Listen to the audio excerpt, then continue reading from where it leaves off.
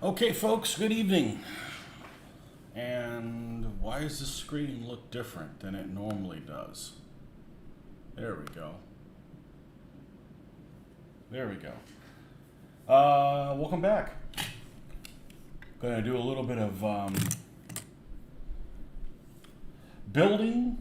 I think we just about finished up the Panzer threes the other day, so I figured we're gonna do a dive into the Panthers the same way we did. But we're going to do something a little bit different. We're going to, I'm going to have a drink. And for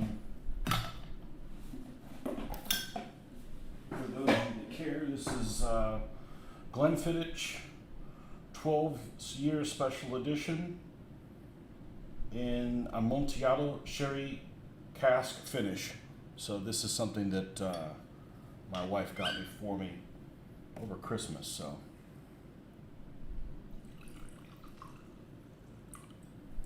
This stuff is a lot safer than beer because it's not carbonated, so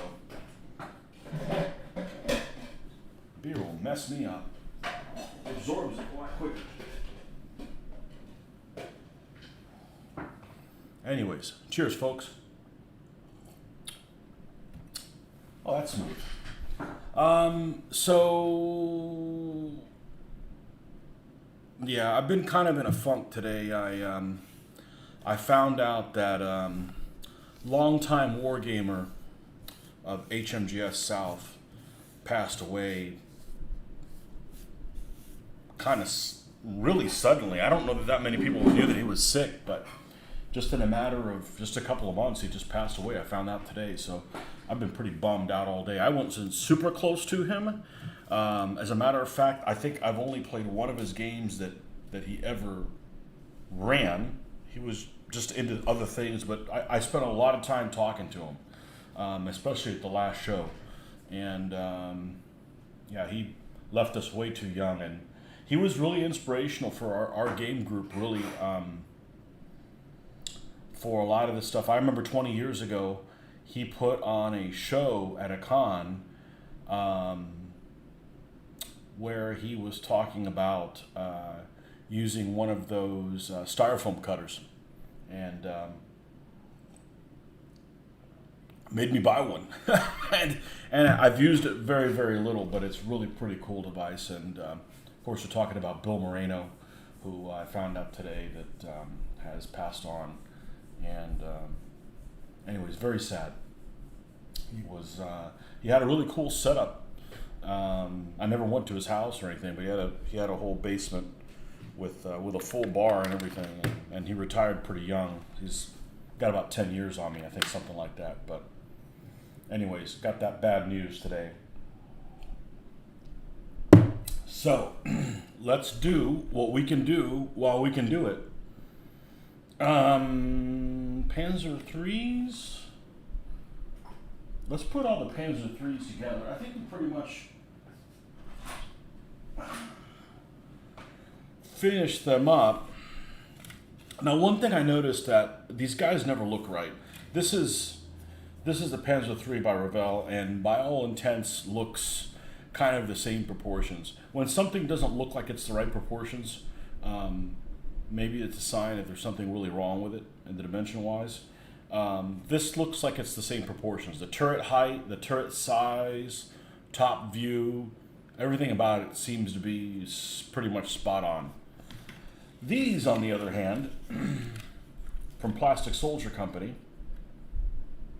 after filling in this little nook, has that little notch in there. You can see it a little bit better now that it's filled in with white. I probably have to go back and make sure that it's filled in to my liking.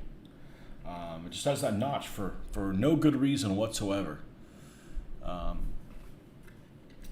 Just something about these look off.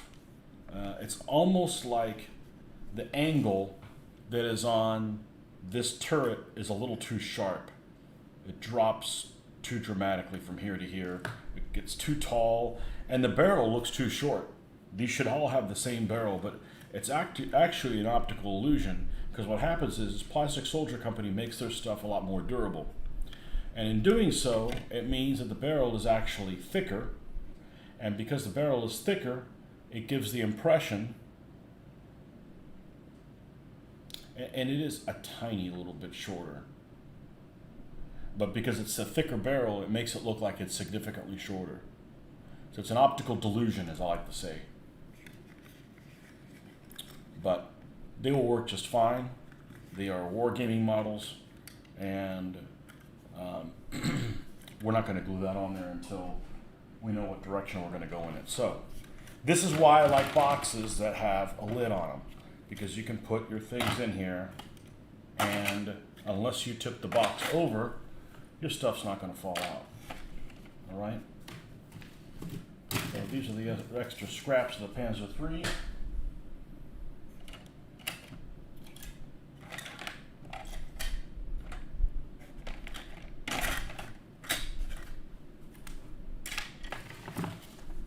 And lots and lots and lots of spare parts for those. Lots of extra spare parts for them. Okay. Moving right along. What is this part? Flash? Flash. All right, we need to do a cleanup here. That's the Panzer III.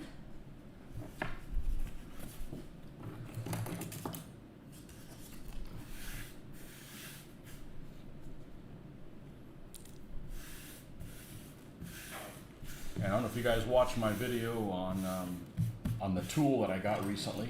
I've been wanting those for a long time. It's probably going to be about a week or so before I can use it, but I've already started on my first. Hey, Mr. Barnes, I already started on my first project. I got it. I got a piece of steel, so I really also wanted to kind of test that area to see. Hey, Rick. Bill will be missed so much. I always try to match his boards at the con. Yeah, I've only played one of his games ever. It was a game of, and it was actually a very memorable game. It was a game of Spearhead, and it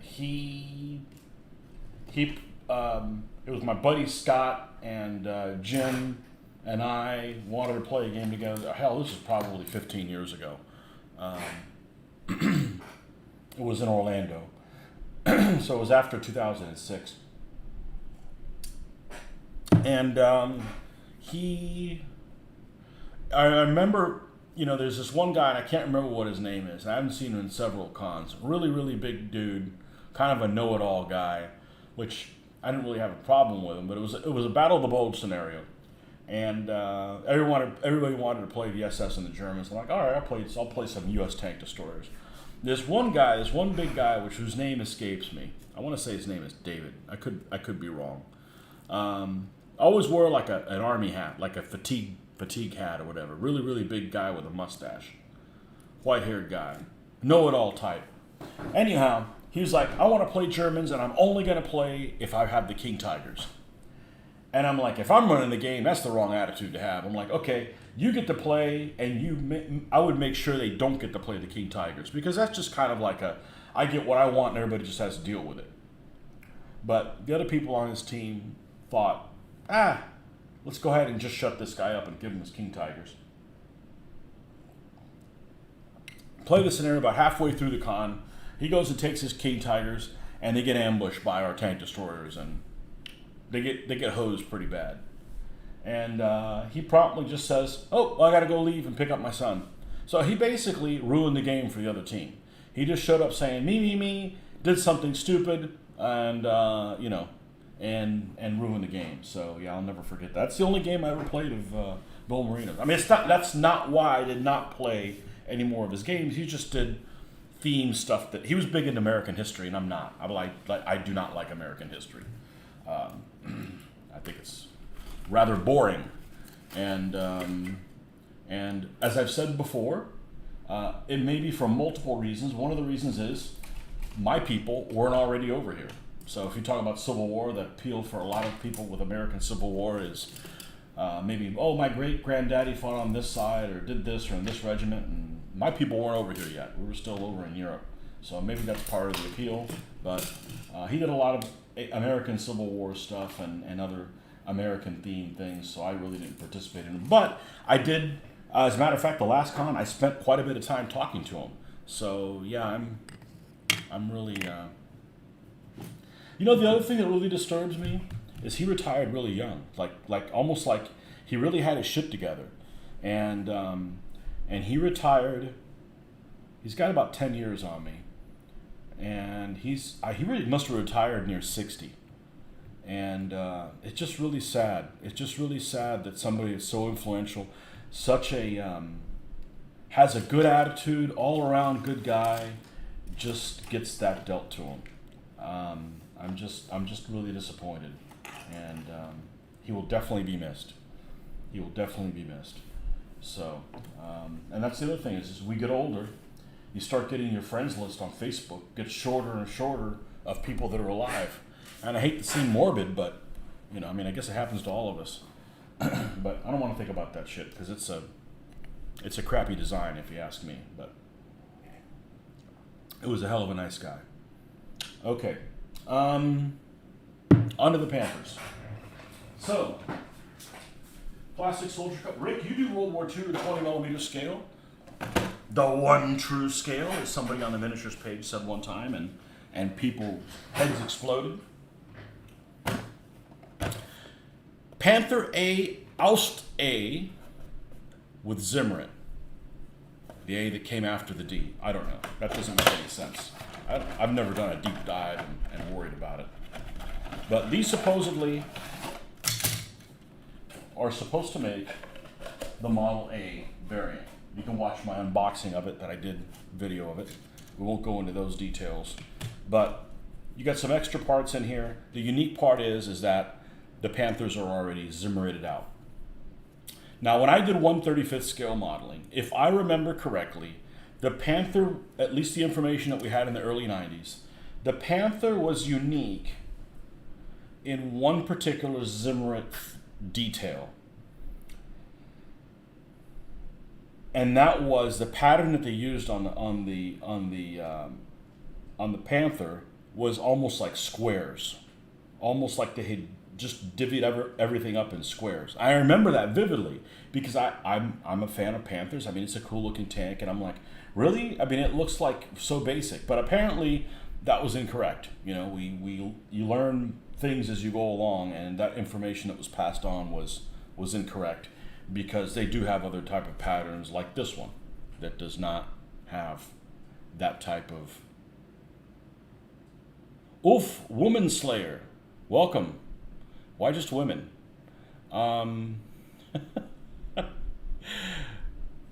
Yeah, so this has got the embossed pattern on there, which is important because after Kursk, I want to say August or September 43, between there and like October of 44,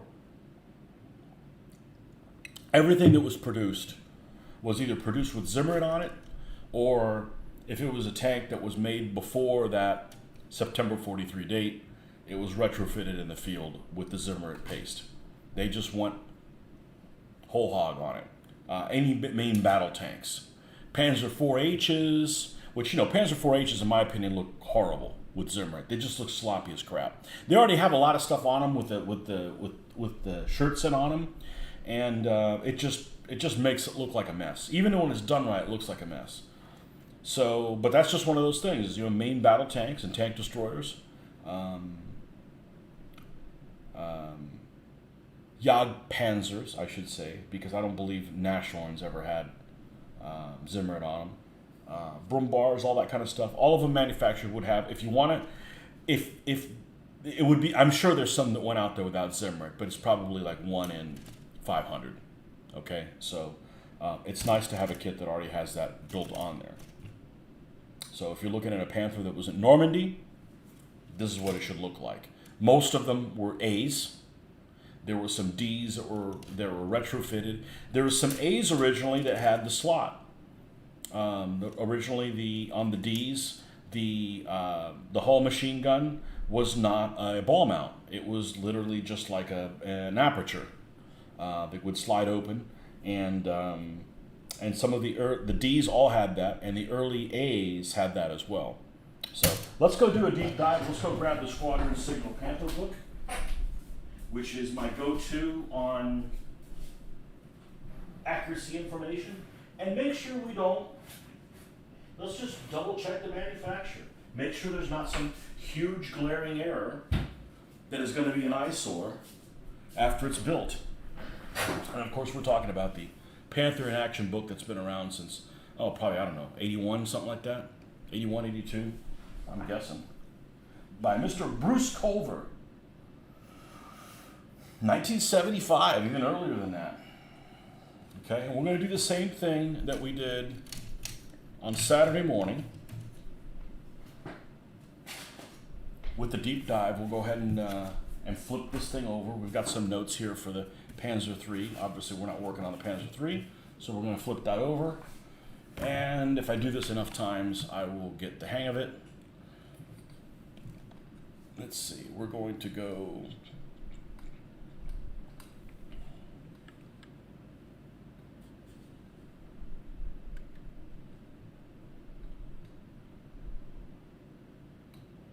like so. And we'll get into the camera thing here.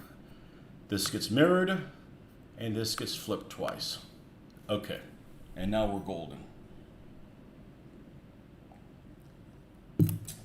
All right, and let's eliminate the screen so I can see if you guys say anything of note. All right, Panther in Action. So these are both A's. You can have a couple of different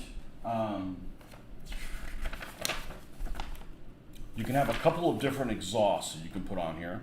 The one that has multiple exhaust pipes and the one that has only two. Two exhaust pipes or the one that's multiple. So when I was reading, and I forget exactly what the reason was, but this is the earlier one and then this is the later one. And what was happening is these pipes were heating up too much. So actually, the two smaller ones, if you notice these two that are here, that's really the exhaust ones. These two, see how it's got three on this one? That's actually the two smaller ones beside it, I believe, are intake pipes. And one of the things I was reading is, exhaust pipes notoriously, they get super hot. And because they're painted, the paint peels off. And because the paint peels off, they're open to the elements, and because they're open to the elements, they rust. So you always have rusty exhaust pipes on tanks. Hey, Nordic. But one of the things I was reading is these two smaller pipes that are next to the exhaust actually don't get hot. So they wouldn't be rusty. And I would never know that. I mean, you would just look at it and it's like, okay, this one has two exhaust pipes, they're rusty. This one has four, right. They're all four of them are rusty. But it surprised me that the two small ones were not rusty. I would not have known that. I had not looked into it. Let's see what else we can find out in here. Okay? And I love these books because they're just the right amount of detail, just the right amount of drawings, and just the right amount of jargon. It's not like uber jargon-ish. And I've got more detailed Panther books, but this one should suffice for what we're doing here. So this is what we're doing is a couple of Panther A's. All right? This is the D. Yeah, this is the one at Kursk. I may have some of those coming in the near future. Hint, hint, nudge, nudge. That way, when you crank them up, they might catch fire. We're notorious for that. Great vehicle, but don't get it started. Just leave it there. Just sit there. Okay, here's the D exhaust, which is the two pipes, right? And usually the drawings build upon that. Okay, so here we go, Panther A.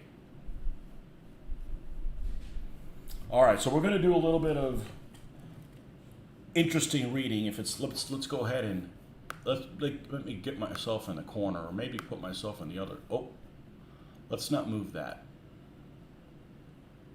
Roger B, welcome. Webcam should be this one. Let's move this one over here. I'll be in a different Hollywood square. All right. Panther Aus A. So right off the bat here, the exact reason for the A designation for this, the second version of the Panther, right? Because the first one was D. This one should be E, or maybe the first one should have been A, is not known. Oh, nice. Or at least in 1975, it wasn't known. The major improvements of the Aust A were the cast cupola, that's a different cupola, with 7 periscopes and a rail for an anti-aircraft MG-34. An armored ball mount for a bow 34. In addition, the gunner's sight was changed from binocular to monocular, so only one aperture appeared in the mantlet. That's interesting, because I believe the mantlets on these have 0 apertures. That's one of the complaints about them, is that they come with, and sure enough, they come with 0 openings. So, it would be, they're literally shooting blind. Okay? Little things that are easy to do. It's easy to go and take a pin vise, put a couple little holes in there, make it more accurate. You're drilling into plastic, super easy to do, right?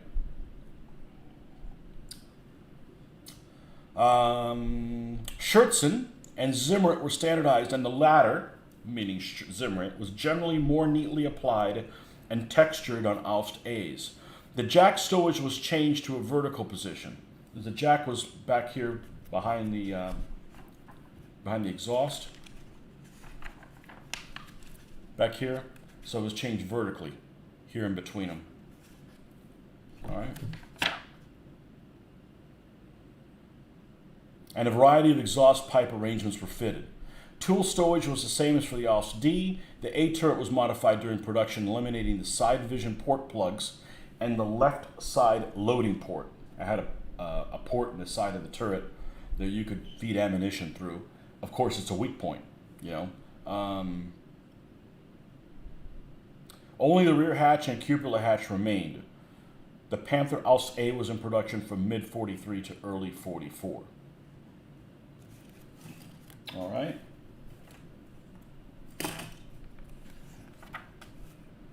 Here's the cupola, right? Okay, here we go with the exhausts.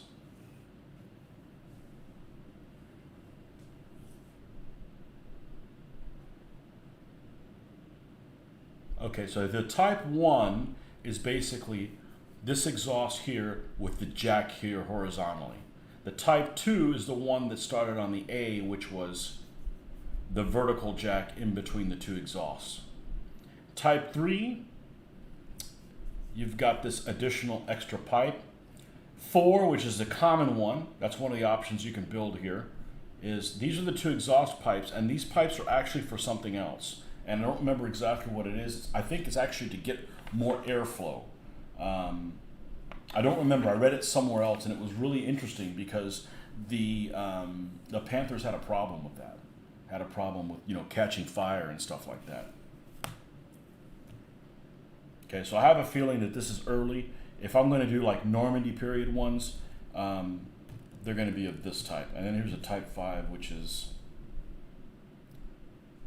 oh, I guess it has it on the opposite side. Okay, so based on this drawing, they're all this one. So you can do one of these two. One of these two. Do they have a built-in jack? Yeah, well, hopefully they give you a vertical one to do. All right.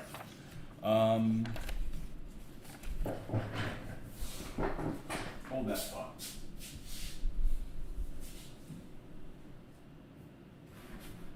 This is why I have these books that I haven't touched in tens of years. Over 20 years. And this is just so you're aware of all the stuff you're comfortable with before you go and build it and say, F it, I wish I would have known that before I put the thing together. Okay? Just a little bit of homework, and it's fun to do, and you can stop doing it at any time. This is 81, so this is 6 years newer. So what I want to get to is the part where it talks about the exhaust, because I actually thought that was pretty interesting. And some of these Osprey books actually give you a lot of detail. And you look at Osprey books like, they're not very good. They don't have very many color plates. Yeah, well, none of these have a lot of color plates, but they give you a lot of interesting information that may not be available. Here tells you the penetration of the different tanks at different ranges. Just stuff that may not be easy to find in other places. Panther in action.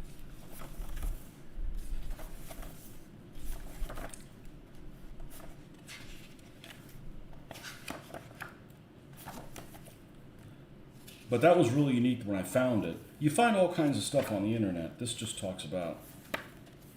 Okay, so this is. No, it's before that. Tactics. No, before that. Before that. Yeah. Turning radiuses based on what gear they're in.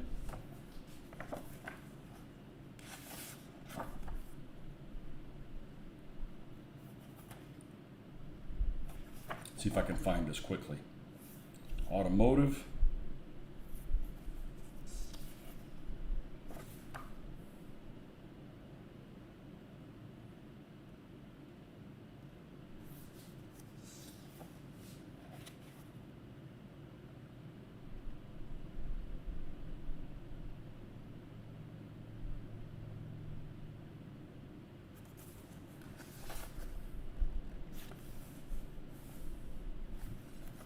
May not go into. I didn't find it here. I just figured this is handy to.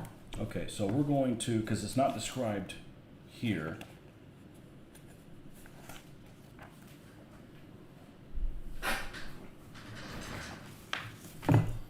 I'm a master of finding stuff on Google. I don't always find it, but I got a pretty good clue. So we're going to do Panther A exhaust.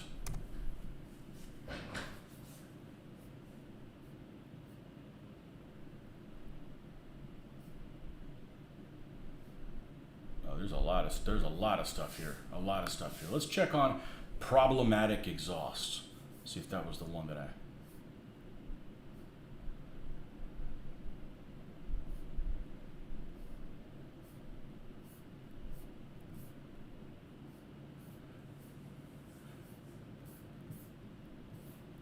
General restriction of flawed design.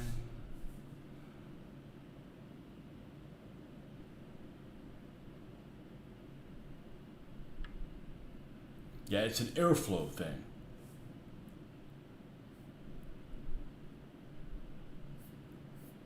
Okay, it wasn't that one.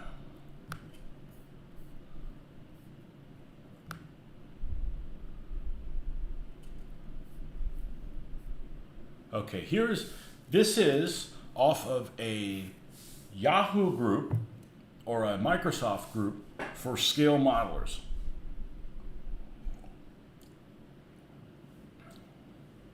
The exhaust pipes of the Panther come in several combinations.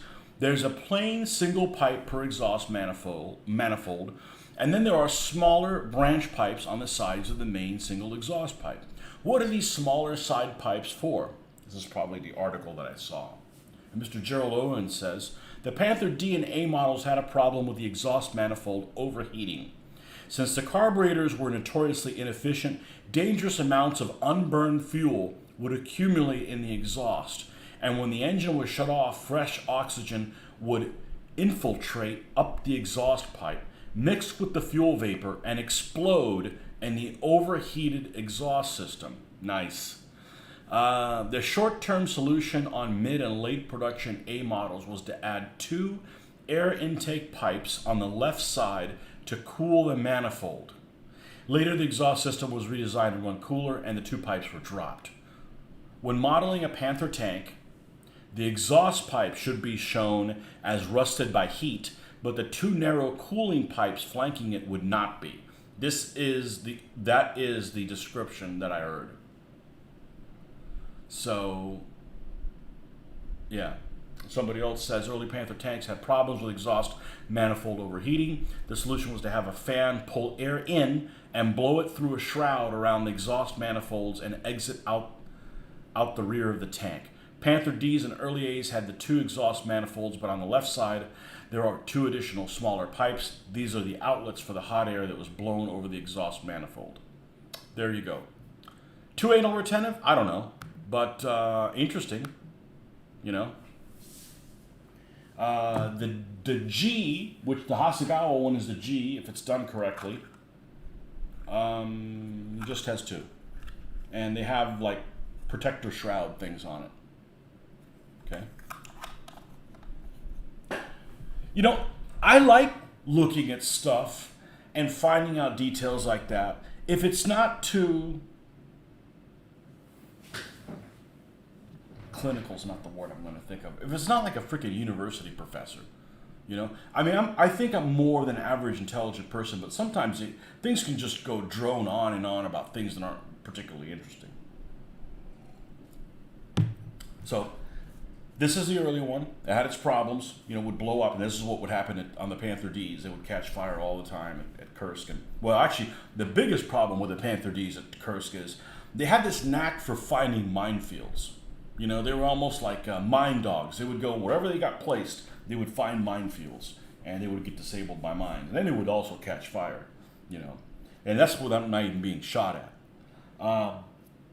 But the other ones are this type right here. So these two, the two larger ones, are going to be rusty. These two smaller ones won't be. Would have never done that. I would have made all four of them rusty. So, okay, got the ball mount machine gun, Panther tracks.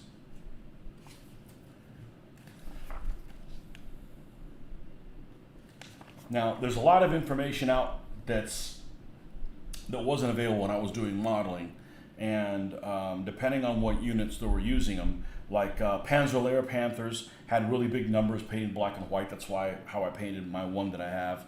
And I think 116th Panzer Division had spare road wheels that they would attach. They would attach them on the turret. So we're probably going to leave those details out. We just kind of want to make them generic at this point, and then decide later, you know, what we're going to do. So anything else we need to do here? Oh, not going to walk away from that one. That looks like something that took like 16-inch gun or something like that. Rocket attacks of a Typhoon fighter bomber. Man, it must have just landed just right. It's funny. All these have rubber on the road wheels, except this one. Now here's an interesting Zimmerit pattern, like diamond shaped. Interesting and ugly too. Okay, that's it for the A. So, you know, not a whole lot of different things on there. Now, one thing that is kind of unique about these, the Panther you're going to think is going to be part of 112th Panzer Brigade. That sounds like something that's at Market Garden. I'm not familiar with the Panzer Brigade stuff. They don't have unique markings for those units, so I kind of lose interest. They all have this extended. They all have the extended fenders on the front. And I don't know if I've ever seen a picture of a Panther with the extended fenders except the ones at Kursk. Their very first outing. And they were quickly removed. So we're going to remove those. You know, that shouldn't be too difficult to do, because it just looks weird. It looks really, really weird. Okay, let's take one sprue here. Dompierre, France. Oh, okay. Yeah, I'm not familiar with that one. All right. And if you notice how I put these together, these instructions at first glance look spectacular, but they are fraught with omissions. So, anyhow. So, we're going to start with the hull. And where did I put the exact knife that was here? I mean, I had it right here.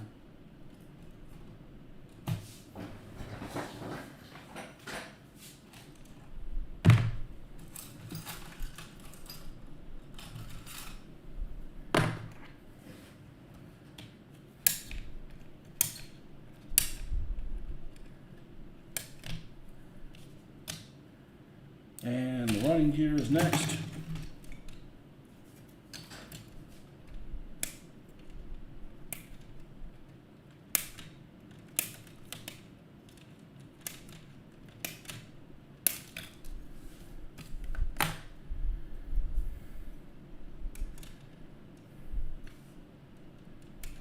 Yeah, that's the problem with the fan. It's going full bore. I think the heat index was over 105 today.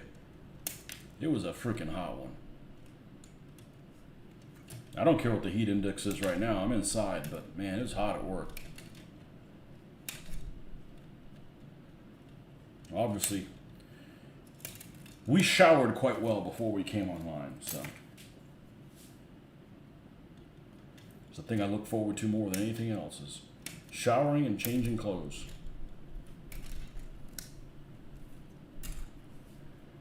Now we're just going to take all of this. Now one of these things that I am looking forward to is these little shirts that are on the side.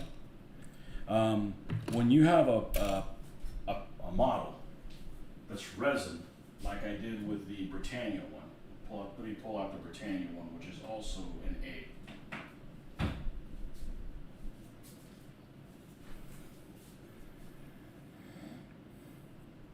This one had, is it an A? No, it's actually a G. Never mind. Forget that. Look at the hatches. They're straight, not at an angle. That's a G. And the G's I think straight across. The other one has the A has a little bit of a dip on the side of it. Yeah, here you go. So that angle where it comes down. That's the A. The G doesn't have this. So this is just one of the lucky G's that happened to be at Normandy. This one actually had with shirts in to put on there, but the shirts in were white metal. And attaching a white metal thing to a resin thing at this angle, it was just too big an ass, so I didn't even put them on there. So I'm probably going to put, at first glance, I'm probably going to make one of the Panthers with it and one without, just to kind of mix it up.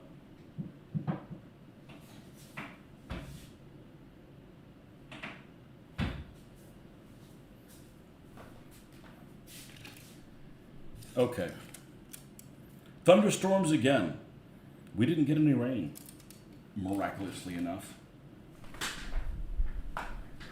Miraculously. Okay, so let's clean this thing up. And we're going to have to put on the super readers. The 3.5s. I think that's what these things are. They're like this. These are like the most powerful readers that you can buy over the counter that they had at the store. And the other ones are the weakest ones you have. I just pretty much use the weakest ones all the time. I got to use them for on the computer and at work, and they're pretty much with me all the time. I'm officially an old man. But these are the super ones. These are the ones that I used before. I'm like, wow, I got to do things with take my contacts out and use my nearsightedness to my advantage. But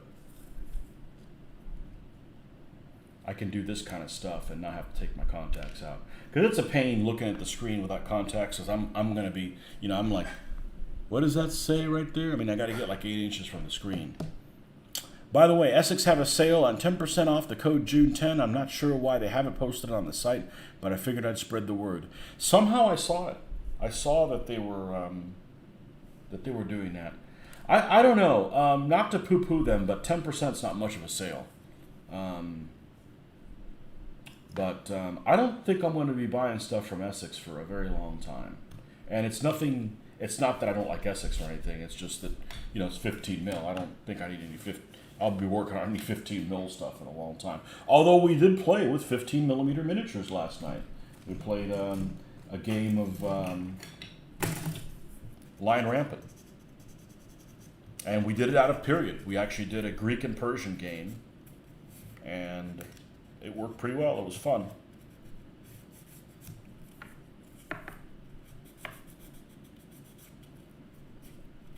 And we actually played with 2 people on a side.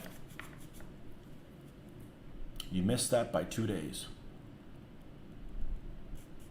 What did you miss by 2 days? We actually played with 24 points on a side, and 2 people split it up, and it worked just fine. And it wasn't a very long game. It maybe was an hour and a half, with us trying to remember how to play it again, because it had been a month. And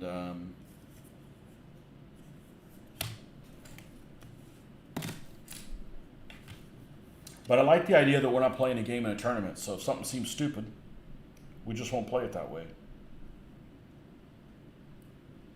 And there's a couple things that we changed. Don't ask me what they are right now, but it wasn't anything major.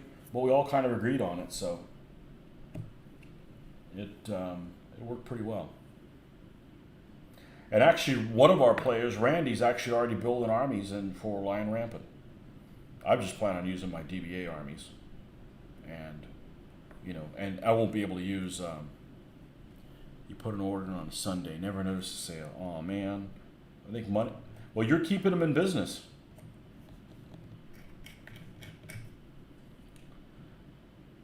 They're probably thinking, "Oh man, thank you for your donation." Who else did I hear that's going out of business or sold? SHQ. Another one down.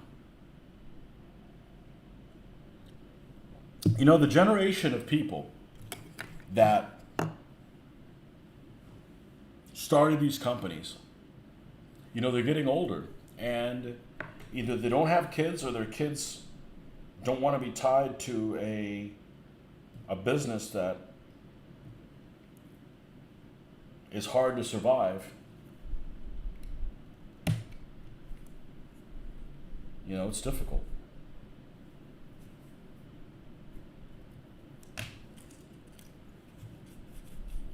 Your order from Noble Knight arrived today. They got mine today. They got my stuff up there. You place the order early Saturday morning. That's fast shipping. Yeah, that's cool. I got to time mine so that it doesn't arrive while I'm not here. I don't mind it arriving on a work day. I just don't want it to arrive over this weekend where I'm not going to be here. I'll be back on Sunday. But the other thing I hate is they ship FedEx. And FedEx doesn't deliver on Saturdays, I think. They don't deliver on Saturdays. So, meanwhile, Amazon freaking delivers on Sunday and everything. So, but I got about 170 things in my shopping cart right now. I mean, obviously, I will have a tiny proportion of those, but all the things I'm even moderately interested in are there. And believe it or not, I'm probably going to buy the cheapest things and get more of them. The more things I buy, the more unboxings I can do for you guys. So they have some buildings by foreground, the Stalingrad set. I have enough credit to buy that stuff. I don't think I'm going to get it because the buildings just look too basic. They look way too basic. I'm going to have to do too much doctoring up to them, and I can just get overwhelmed. So, and then I'm not really interested in doing Stalingrad. So, there's that. But I got some stuff in my box that I don't in the shopping cart that I don't think people have done unboxings on them before, and they happen to be things that I like. One thing that's really hard to find, and I don't understand why, is a good model of an M8 Greyhound armored car. It's really hard to find one of those. You'd think they'd be more accessible. It's not like they were rare or anything.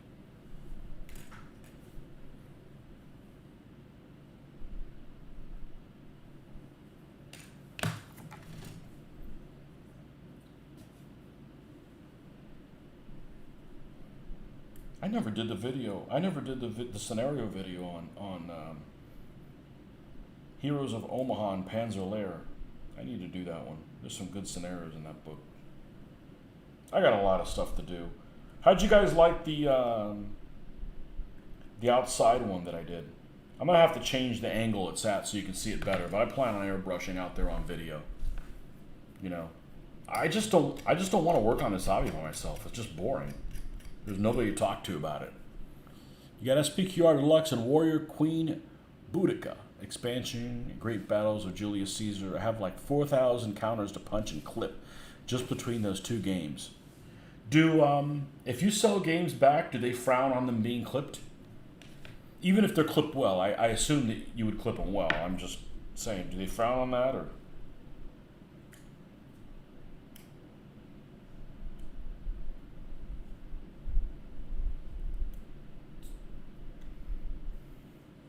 So far, my experience with them has been positive.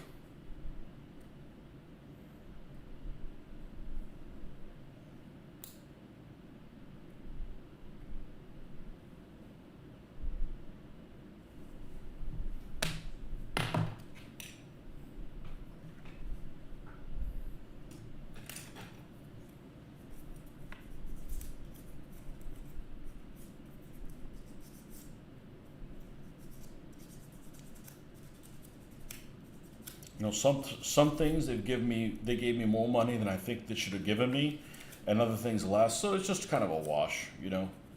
What am I going to do? Sit out another 30 years?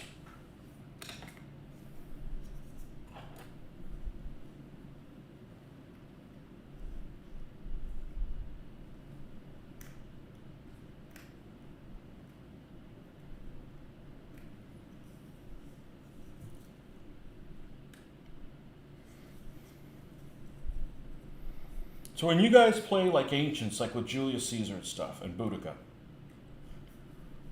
do you guys see the Romans as the bad guys? Oh, yes, I went there.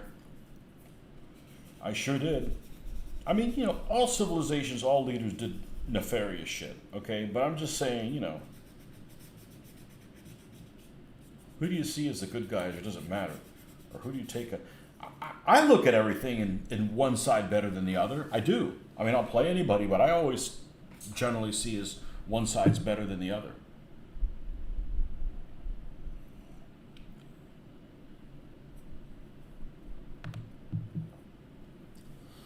I don't know. I've never sold them a game. I'm of the opinion of not selling my games. You sell and they go out of print, and then they want to get the game again, and it's astronomical price. I don't know. I had a copy of Force on Force, and it was pristine, and they offered me more than I paid for the game. I mean, if you get something from me, it's in good shape, because I take care of things, So yeah, my Force on Force is, I think it was like a $24 game, and I got almost $50 for it. So that'll work. Now, there's some other things. Yeah, I lost my ass on it, You see all humanity as the bad guy. There's no good guys. Way to dodge the question. All right, I'll be the dickhead. I'm sympathetic to the Romans. I am. I can't think of any civilization. I can't think of anybody the Romans fight that I feel, maybe Pyrrhus, that I feel more more empathy towards them. I'm not a fan of barbarian masses. I'm not. I can't relate to them. It's too much chaos. Now, the Romans, oh yeah, they did all kinds of bad shit. Don't get me wrong. I mean, even if you're Romans, they did bad shit to other Romans. All the corruption and shit like that. But, there's some order and some...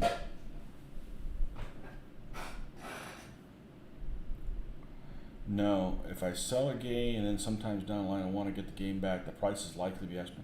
Oh, well, maybe you're just waffling. I know I'm not going to want the game again. I wanted to like Force on Force, but I just don't want to put the hours in to learn it. And I know I'm going to have to change the freaking rules because it's too generic. I'm never playing a game where, it's just a medium tank. No, not me. Count me out. I don't even want Panther D's and A's to be the same. Okay. Oh, we got to get the whole machine gun because it's got. Don't forget, put the whole machine gun in from the underside first. Okay, boss.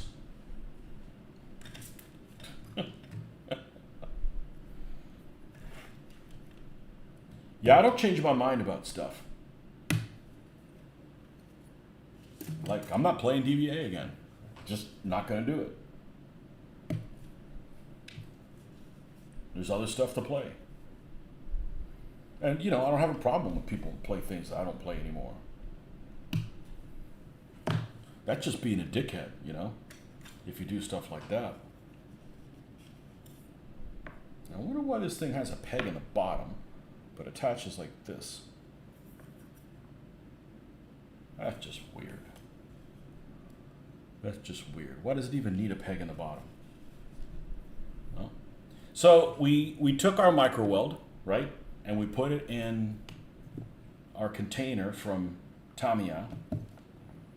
And I can't recommend people to extend this because as soon as you extend this, it touches the bottom, and now I've got this bent ass tip.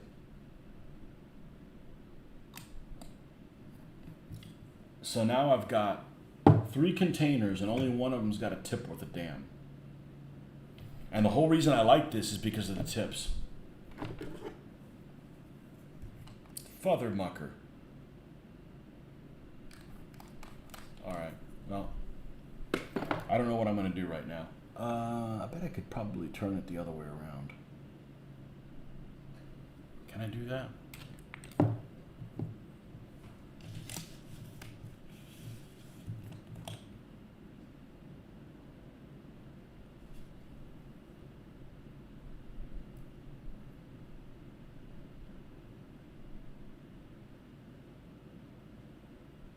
I guess I could cut it.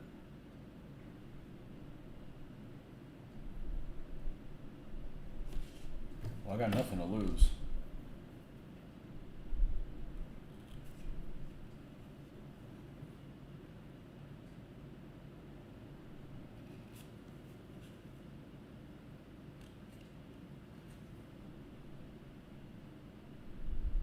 All right, that'll work.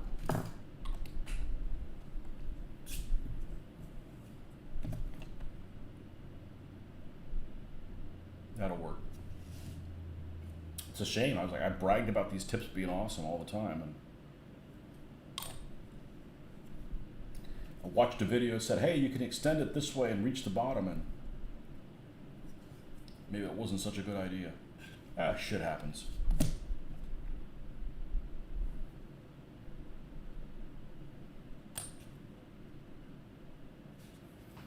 Alright, so that one gets attached like that. Let's put the running gear together. Cut the curb part off. I did. I can use a paintbrush, and I did. The problem is this container is a problem falling over. I could use a paintbrush in there, but I want to be able to seal it quick. And if you watch me put all this stuff together, it's handy to just go up and just put it down to keep most of it from evaporating. Oh well. All right. Which one of these is the part? Okay, this is going to be the bottom. This is going to be here. I can tell you that already. This is going to fit.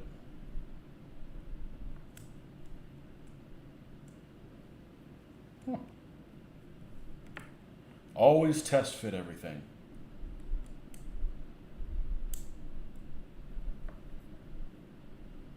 Oh, there's no way it goes like that. That just looks wrong. It could be. It looks like it is that way. All right, I'm going to have to put the sprocket on there first, even though it doesn't say necessary to do that.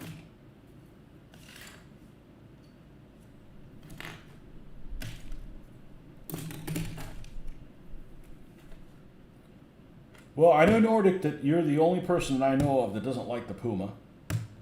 Do you not like the Panther as well? Because I don't know anybody who doesn't like the Panther.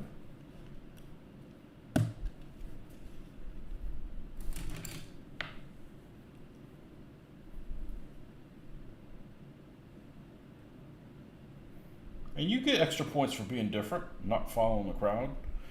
I wish the Puma had a 3-man turret. I think having a 2-man turret is pretty stupid. You're starting to think like a Russian. Of course, there's several German vehicles that had 2-man turrets, Czech 38s, Panzer 2s, but she'll be back. Going to switch out your phone, go to the same table, push some counters. You can clip some counters. I've never clipped counters in a game. I like it. I just I don't have a game that I had before I knew about counter clipping. So in other words, the games that I had, counter clipping wasn't a thing. You know, because it was before the internet, where you didn't share crazy ideas like that. What do you mean, clip counters? It's how we learn all our stuff, is by saying, man, I like what that guy did. Let me try that.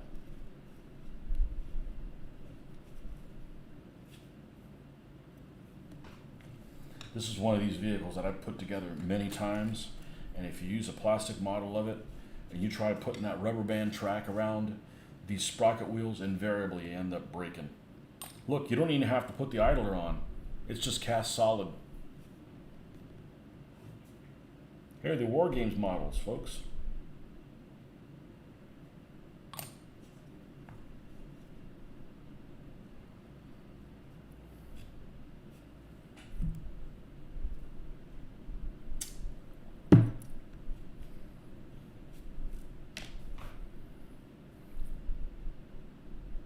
Okay, now we'll try putting that part on there.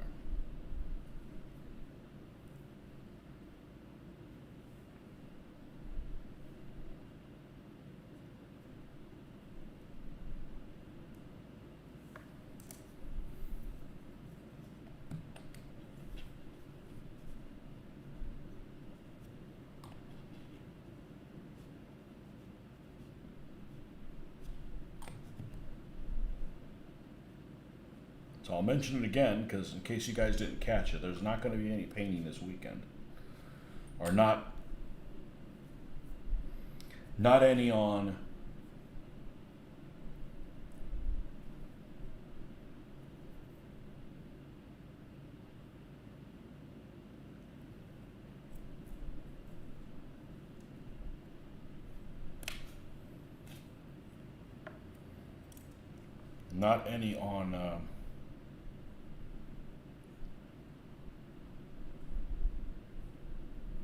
Saturday morning, Sunday morning, or Monday. Might be some late on Tuesday when I get back.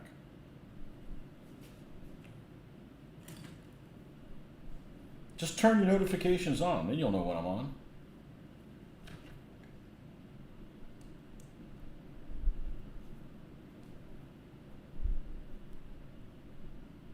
Oh, this is interesting. We're going to need the power of the Bubba-Rans.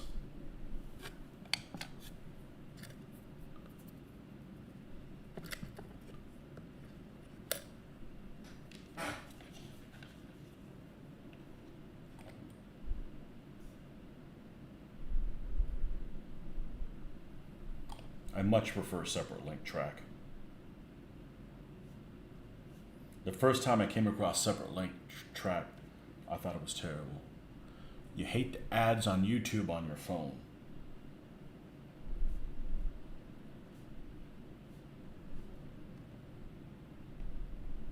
I hate radio commercials. Think TV commercials are bad? Radio commercials are worse. I know. What's a radio? Pretty much.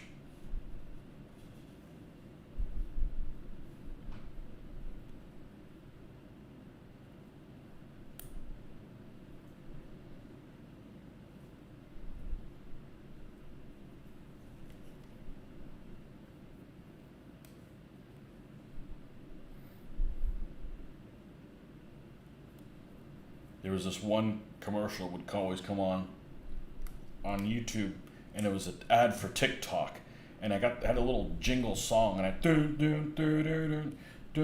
or something like that. It was like, the commercial's almost, the commercial sucks when you say, man, your commercial's too short. Like, commercial shouldn't be 3 seconds. Like, then you're just being annoying. I can't even see what you're trying to sell me then.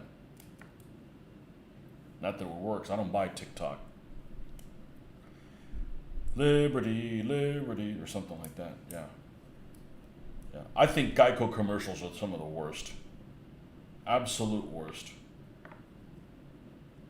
I told my wife, I don't want their insurance just based on their stupid commercials.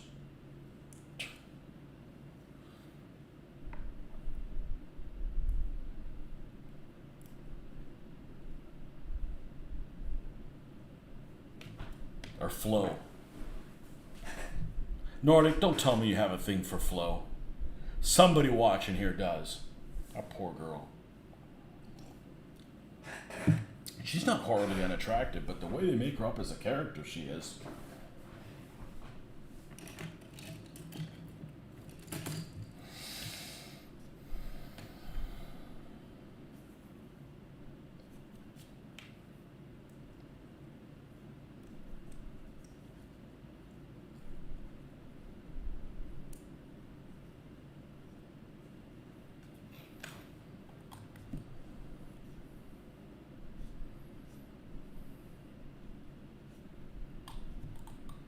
You have standards.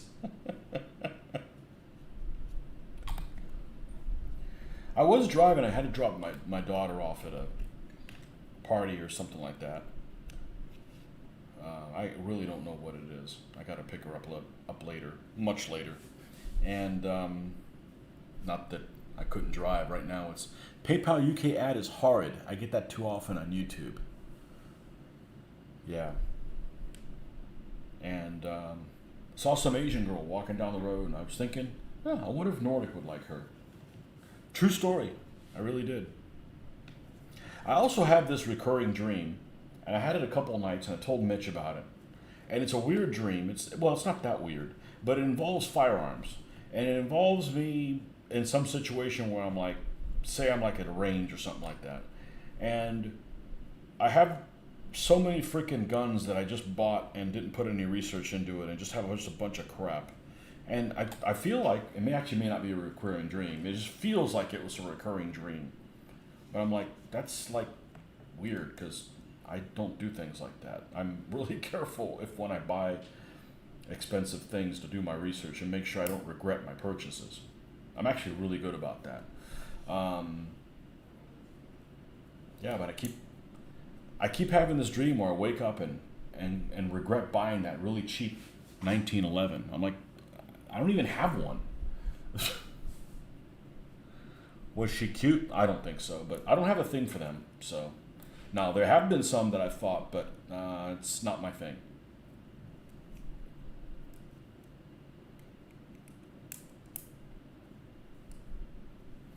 We have one that walks in the neighborhood, and I don't know what's wrong with her. She walks with, I'm going to call him her husband, who's super happy all the time, and he's just kind of walking around or whatever. And she's got a visor on, and she's got like a face thing on, and she just will not turn her head to the side. She's like on a mission, almost like it's verboten for her to look any which way, and it's just freaking awkward. It's almost like she's not allowed to do anything, and he can do whatever he wants. It's just a little too, it just kind of rubs me the wrong way. I don't know. Not my problem. But yeah, she's like totally covered up, like, like the sun is Cancer. And they walk in the evenings, so, maybe she does have a Cancer thing or whatever, but it's like, I know some Asian cultures are like, oh, if you're tan, it's horrible. They're into pasty white or whatever, but she's, I don't know, strange.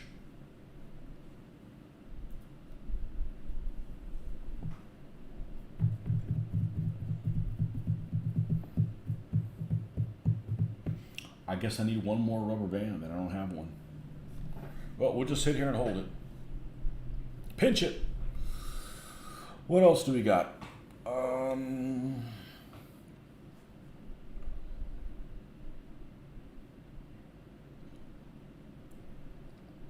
One of these will have an open hatch, the other one won't.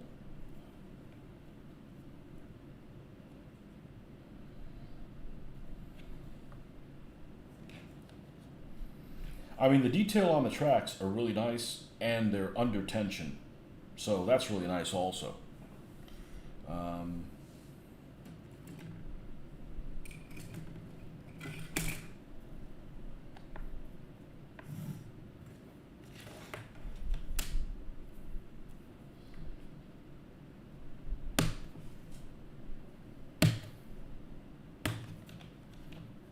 Tools are already put on there, perfect.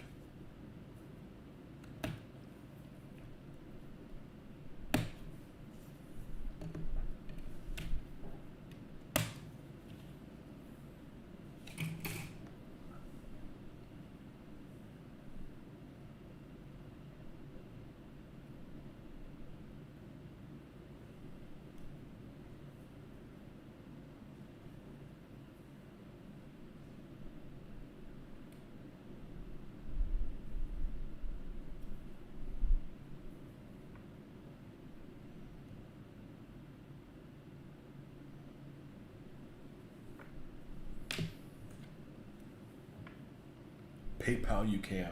Now I want to look it up.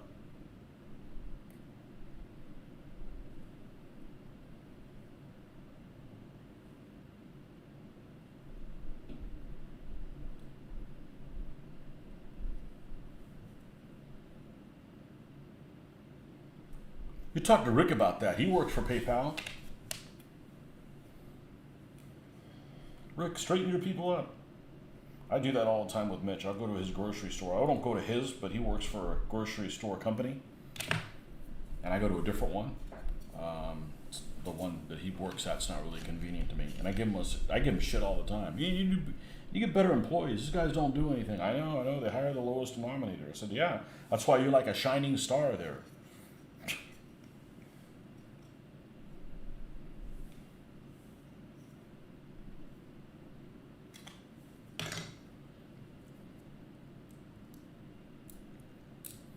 Enjoy the ad. It's very unlikely that if you hate it, I will love it. That's very unlikely. I tend to like Doritos ads. The old American Tourister ad. Everybody thinks it was a Samsonite ad, but it's American Tourister ad with the guy in a gorilla suit throwing luggage around. Remember that from the 1970s?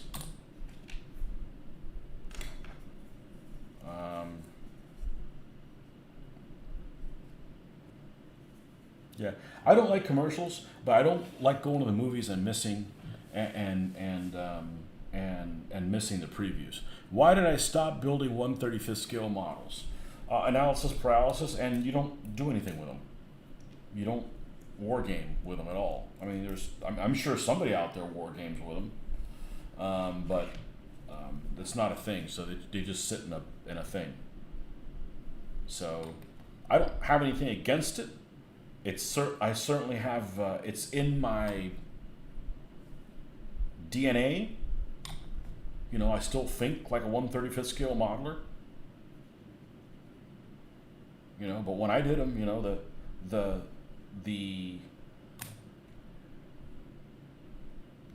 the quality that you painted them to was to the Verlinden quality. Remember Verlinden? I know they're still around. His stuff was the best looking stuff, and he didn't use chipping or none of that stuff.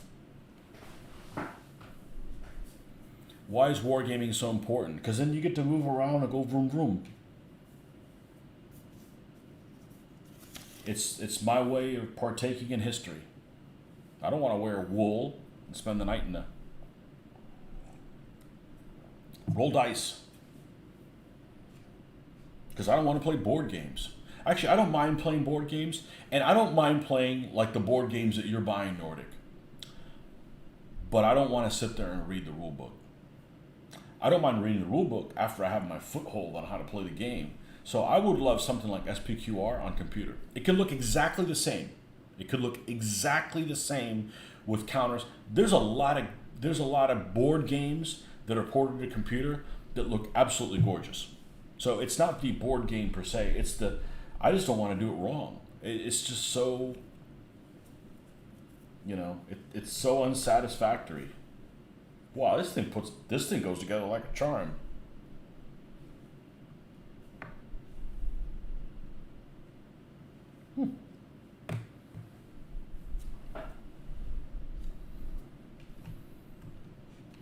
All right, let's get the backplate ready.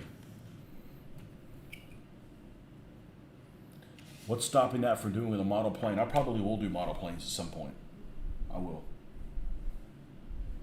And there'll probably be planes I can put on the war game field. Oh, really? We have a Gnat? So we have one surviving palm tree up front. Surviving because we had a bunch. We put them in because that's what we do. We take palm trees where we go. My people. And let's cover the scotch with that. Don't want a drunk nap. And 3 of them were destroyed by woodpeckers. They'd lived there. They were the ones that just kind of looked like big banana plants, so their skin was kind of soft. So they buried themselves in there, and one of them snapped in half and almost fell on a car. One of our cars. So we had those taken, and the other ones were taken down because they were just too. they were like 40-something feet tall and had no shade whatsoever, and they were leaning on the house. So we've got one left. I used to call it Stumpy, It's a date palm, and it's probably, we got it when it was about 3 foot tall, and it's now probably 33 foot tall, maybe even taller than that. But it's got dates, not dates you can eat. They just look like olives. Look exactly like olives, but I don't know, on a palm tree, and they fall, and we haven't been able to get somebody to cut them because I can't cut them anymore. They're too far up in the air, and they've fallen, and they're fermenting, they're rotting or whatever, and there's flies and gnats outside, and that's how occasionally one got in here, because I can't remember the last time before that I've had a flying creature in my house. But making mistakes is part of learning. If you fear making mistakes, you never learn anything. Did I say that? Oh, it's unsatisfying. Yeah, it's unsatisfying. And then you don't learn about it until after you've played 20 or 30 games wrong. It's just one of those after effects of DBA. I just don't want to do it anymore. And there's some people that don't like doing some things. I know lots of people that don't want to do any of this that I'm doing. They don't want to paint. They don't want to build models. They don't want to do none of that stuff. But they'll read rules and never play it. Well, I'm the opposite. I want to build models and all that kind of stuff, and I don't care about. I just have a hard time. I just don't want to do it. I just don't want to do it. Ain't gonna do it. We're not all the same. I realized that about 10 years ago. I know it took me that long. We're not all programmed the same. I know this one guy who is Kasparov intelligence, can't wear fucking deodorant to save his life. I'd rather not be that intelligent. I'd rather be a bit of a dumbass that smells better, No, this person isn't in our game group, but I'm just saying, you can be a little too specialized.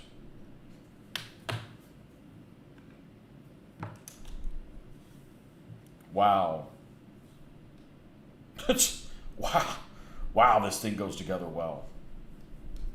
Damn. It's satisfying putting this thing together.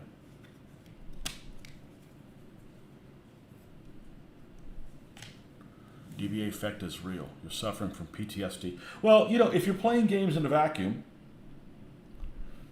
doesn't really matter. But if you're putting games on videos and you're being put on trial, it's different.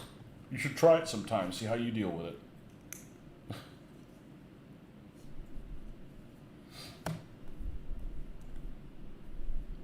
But that shit's behind me, and people go, oh, you'll play DBA again. You don't fucking know me. You don't know that I quit smoking the very first time that I stopped it, after 8 years, and I was a pack-a-day smoker. Of course, that was almost 3 decades ago. When I put my mind to something, I can do it.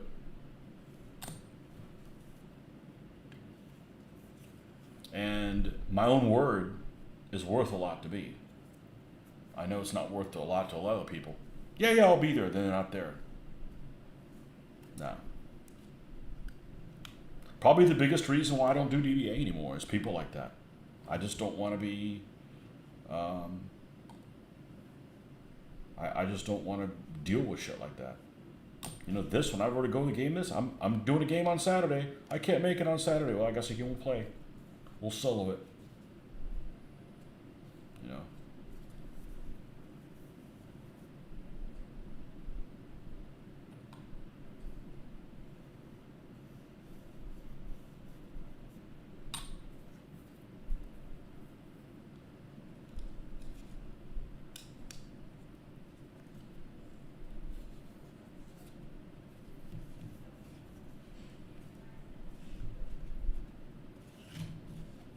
Wow, what a solid piece.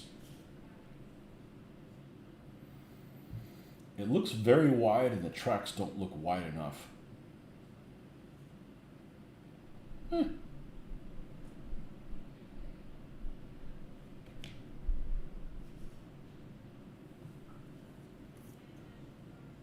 me check one thing. Is there a chance I put the tracks on backwards? It is possible.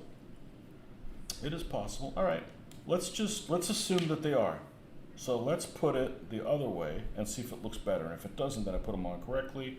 And the nice thing is the glue spots that I used are very hideable. You know, if something doesn't look right, it may not be right.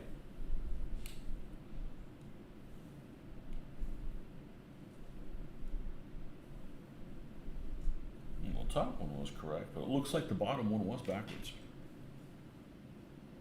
And that's with me test fitting it.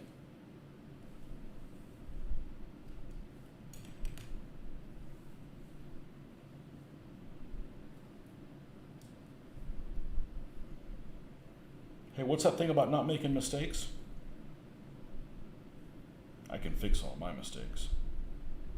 I'm just talking about putting out videos where you do shit wrong, that a lot of people are going to be learning how to play the game from you, and you're leading people astray inadvertently. I have a problem with that.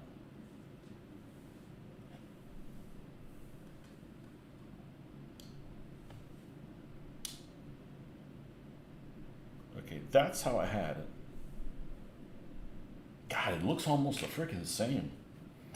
I guess ultimately it doesn't really matter a whole lot. All right, let's just do it now. I'm telling you, separate leg track is actually easier. Separate leg track is actually easier. It's just this particular model. Hey, come on. There we go. All right. This was like this.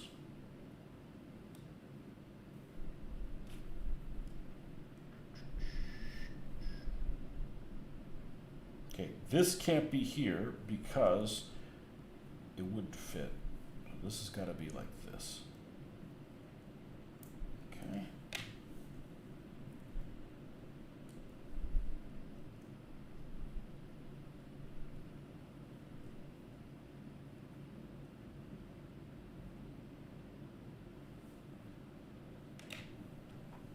And of course, none of these pieces are labeled. Yeah, that's how I had it, and I'm like, that doesn't seem right. So if we move it 180,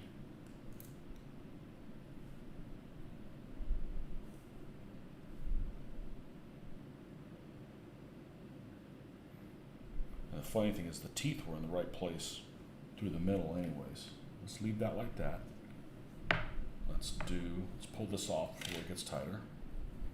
I never do videos. I read the rules and look for videos for supplemental rules. Separate track lengths are great to build. They are. And it's satisfying.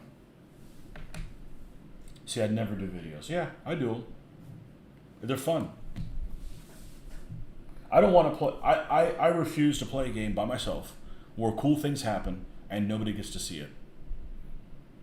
When was the last time you told a story? Hey, you'll never believe what happened. Yeah, you'll never believe what happened. Nobody gives a shit. They weren't there. You know? I don't know. I've certainly played a lot of games by myself to come to that conclusion. So, hey, do what works for you, not for other people. I'm sure you already do that. Well, this looks like it's the right size. It's even. It's even with this end here.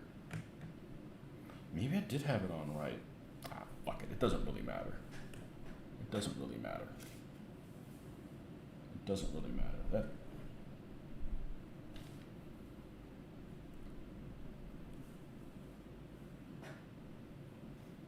Do what's right for you.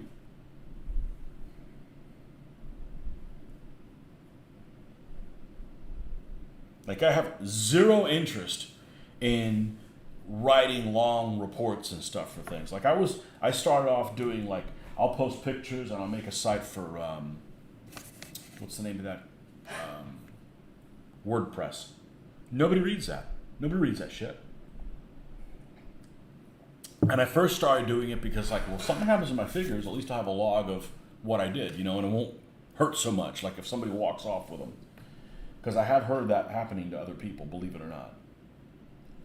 I'm like, well, at least I'll have proof of what they look like and or whatever if I needed to redo them, right? And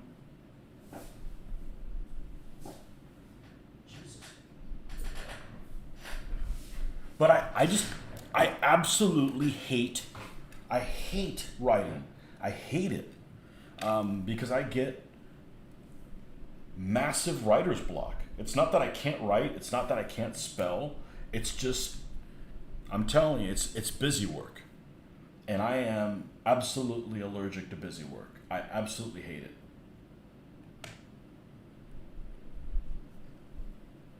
Okay, this is definitely the correct way now. And it may have been the way it was before, but all right. See, I already be done. If it was separate link track, I would have already been done. You can honestly say playing hex and counter games scratches the gaming itch to the point that I scoff at miniatures now. I get the artistic itch scratched with model kits. Well, there you go. Whatever works for you. I can get my gaming itch from playing video games. I'm like, I want to do something. All right, I'll crank up and play some Diablo 4 or whatever, which I'm probably going to do later on tonight. You know, I don't need to meet with the guys on Monday. You know, you're hopeless at creative writing. Yeah, I could do it. It's just so difficult. Like, let me give you an example. All right, I'm going to give you an example. We're playing Lion Rampant now. I have zero motivation to read the rules and put a scenario together for the next time we get together and play, because I don't know how many people are going to be there. And I could waste my time saying, okay, well, this is a scenario for 4 and only 3 people show up. And it just pisses me. It's like, I don't want to do it. I'd rather just, I'm doing this. And we'll play whatever when we get there and we'll have a good time. I have zero interest in putting any work into it at all.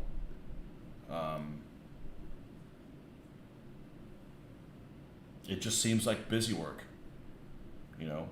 I'm doing all that work and nobody else is. I'm like, fuck it, we'll just roll with the punches.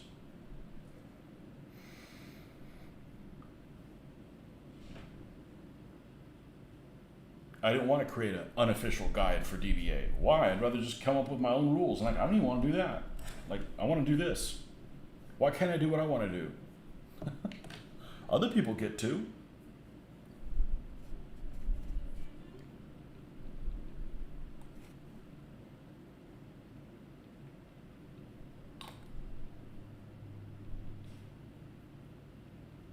And especially when a good proportion of your gaming group is people that are retired or don't work or not overworked. I'm like, why should I do that? You know, I don't enjoy doing all that stuff, so I'm not going to do it. You know, I don't need a game that badly.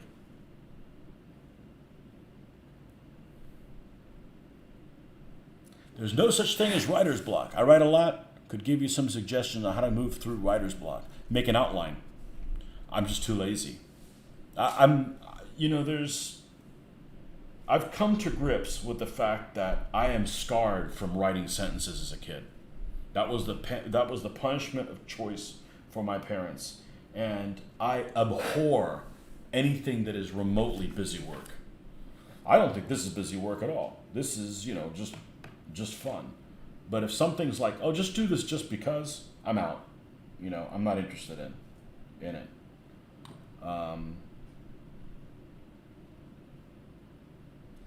I always had a problem writing papers and never had a problem talking in front of people.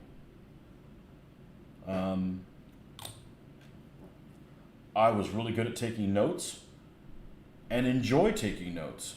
Just hate writing papers. Absolutely hate writing papers. And obviously writing papers isn't very helpful because I am really good at work emails. That's basically all you do as an adult, is you do work emails and stuff. And just about everybody else is horrible at them. So, but emails are kind of informal, even when you're using, you know, they're not, okay, we've got to present what the problem is, and then your arguments and all that, you know. It's just not my thing.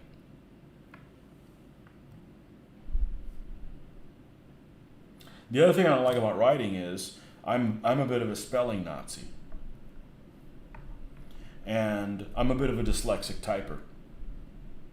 So I'll get all the letters down, but I put them in the wrong order, and it's really frustrating to be somebody who is really detail oriented and can't pull that off, you know.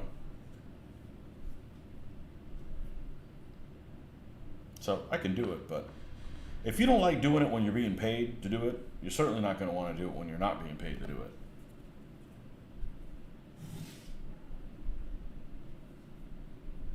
But we're all made differently. Some people can write papers.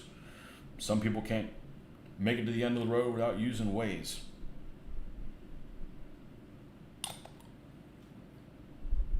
Some people can write and have horrible handwriting. Some people have good handwriting and can't write.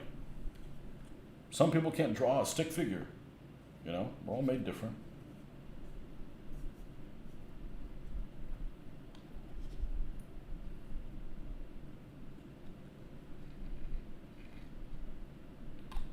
Depends on your personality type. If you believe that sort of thing. I don't know, it's a bit of a horoscope thing.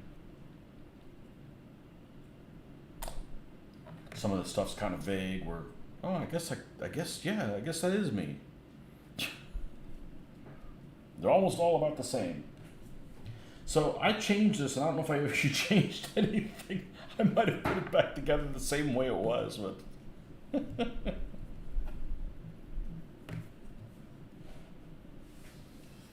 I might have just put it back together as it was.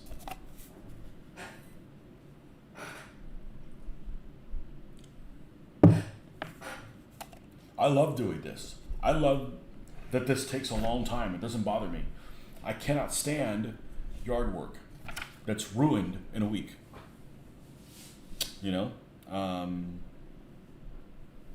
Just drives me crazy, you know? This is built. When this is built, it'll be built. And there won't be another one, and I don't have to build it again. It's not like, well, in a week, it's undone again. I'm like, well, fuck it. I'm not going to put it together, you know? Okay, so this is done. Let's get the old turret.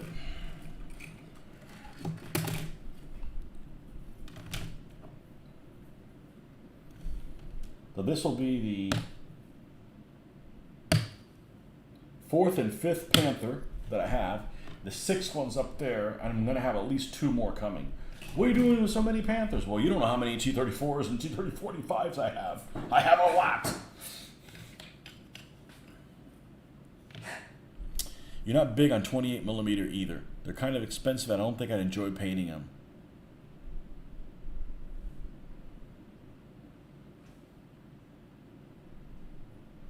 Yeah. Well, you don't have to do miniatures, Nordic. It's okay. I still love you. You know?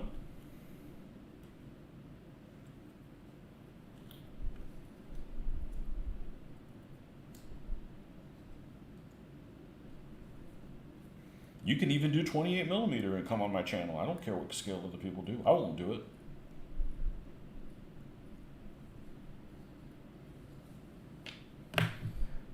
We're not on a crusade here. Get a war game however you want a war game. You could even not play war games for that matter. Like that train game. I really enjoy that one.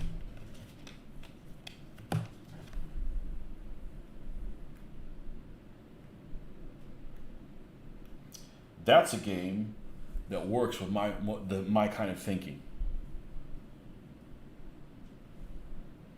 There's some games that just, the way you think, it's just kind of hard to process. You're just not programmed enough to be able to play. Chess is one of them. I'm not a chess guy. If chess was the only game available, I wouldn't play games. Absolutely detest it. Just not programmed for it.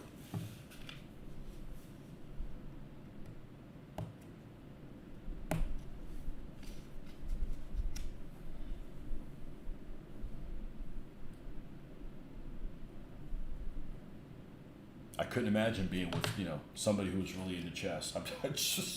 I just, no.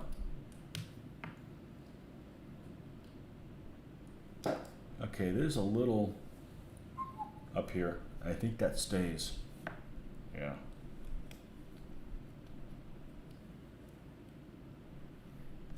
Why do you guys have such a problem with spell check? Just disable it. Everybody has so much trouble with spell check. It fights with their phones. I don't have it on my phone.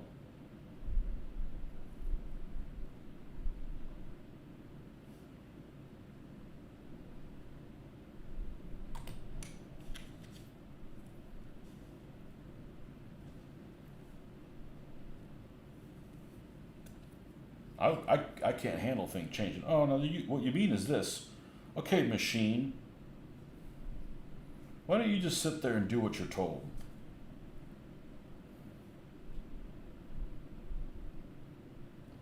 Disable that shit, man. You've been to college. You know how to spell. Sure, we all make mistakes. Then you see it like, oh man, let me correct that.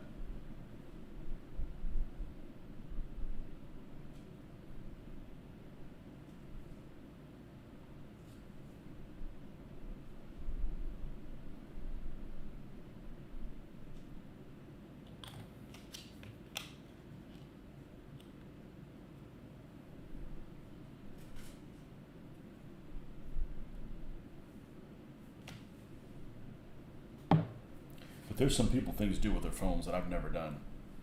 That's one of them. I've never spoken into it, and because yeah, it's gonna get shit wrong, and it'll be like, man, that's not what I wanted to say. Oh man, I guess we forgot to take the fenders out. Oh well, we'll leave them on this one, or remove them afterwards. Guess what? I'm gonna build the other one the same way. I ain't scared.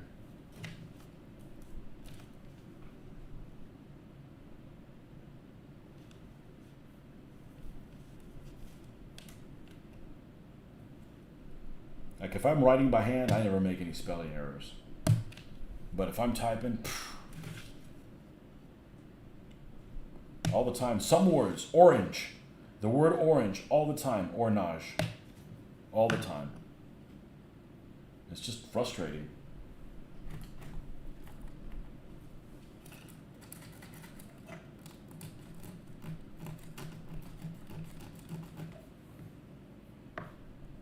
Just found how to shut it off. You're a horrid speller. I'm highly educated but couldn't spell to save my life. You don't read? I think spelling is totally tied into reading. I read a lot, so you can't, unless you're looking at books that are full of misspelled words, you're going to see the correct word. I don't know, I'm a good speller.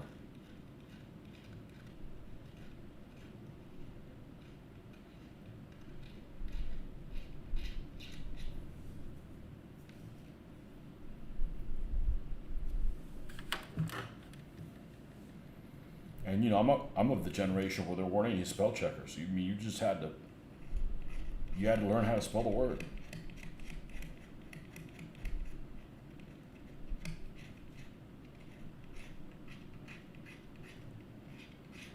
Actually, I think it used to be that you just spelled things and then you had to hit spell check and it would check the whole, not as you went. Now that I think about it.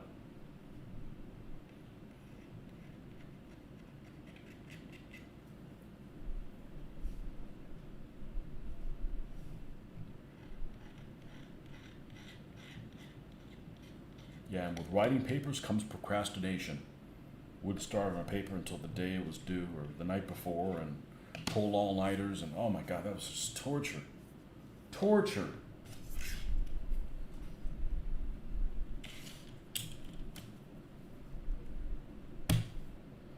Oh no, this Panther doesn't have a barrel that you can tilt up and down. Perfect. One less problem. One of them is going to have a hatch open, one of them is not. No, it's not tied together. When I was first starting out, I picked up real bad spelling habits, and school never corrected it. I'm an advanced reader, but my mind has a hard time spelling. Huh. I can't deal with algebra 2. No effing way.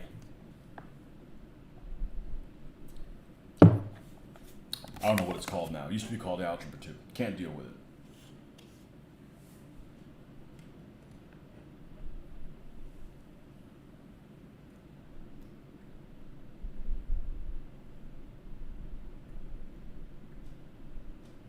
quadratic formula is the work of the devil.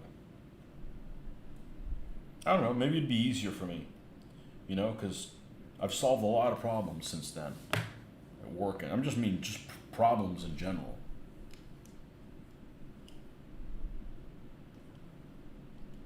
Okay. It's definitely not that way, it's this way. Okay, I'm gonna glue this and then we'll drill this. Then we'll drill the holes.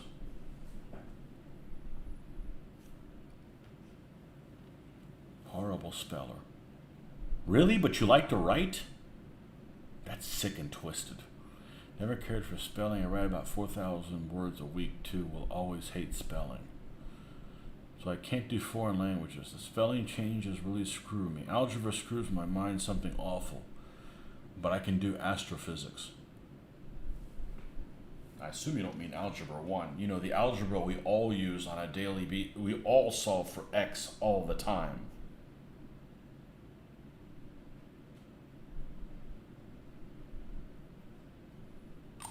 All the time, multiple times a day. I mean, unless you're in prison. Well, maybe even then you do it. All right. How far do I have to run if this guy that likes me is trying to chase me?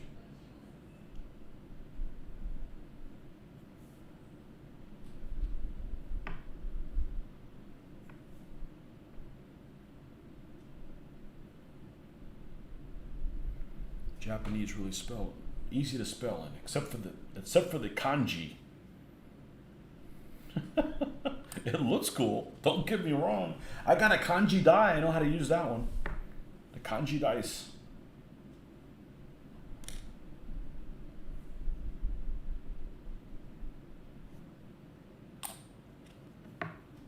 Oh, I'm getting ahead of myself.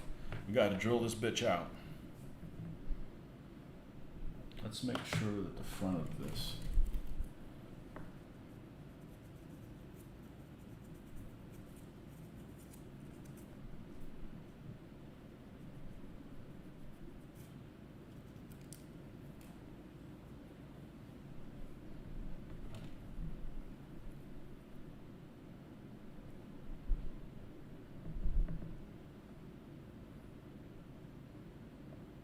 So what's the thing you guys are best at? About tooting your own horn. Like, what's your best subject? What is the one specific thing you're the best at? Like, are you like an awesome cook? And like, you know, you could be good at many things, but I'm like, if somebody says, what is the thing that you're absolutely the best at compared to most people? You know, if you're on a crew of some ship or whatever, what do you get sent out to do?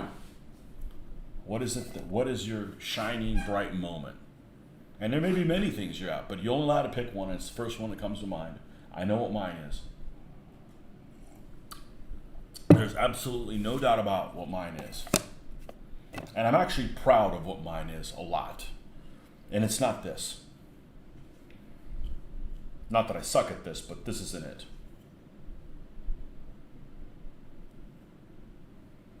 Let's not put it back on before we drill it out.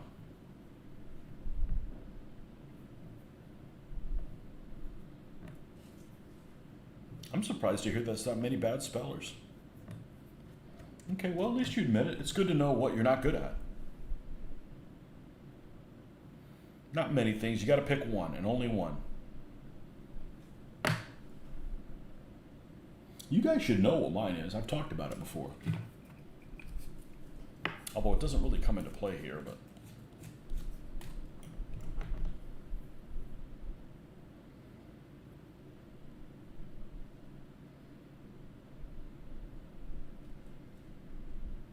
Nice.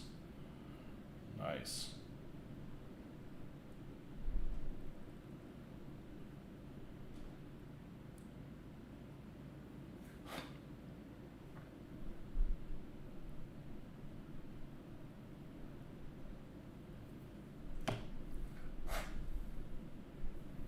Think you're just mediocre at a lot of things? Well, most people are mediocre at most things, but what is it your real shining moment? All right, I'll start it off. Sense of direction and maps. I am the fucking map messiah. Yeah, there might be somebody better at it than I am, but And part of it is genetic. My dad was really good at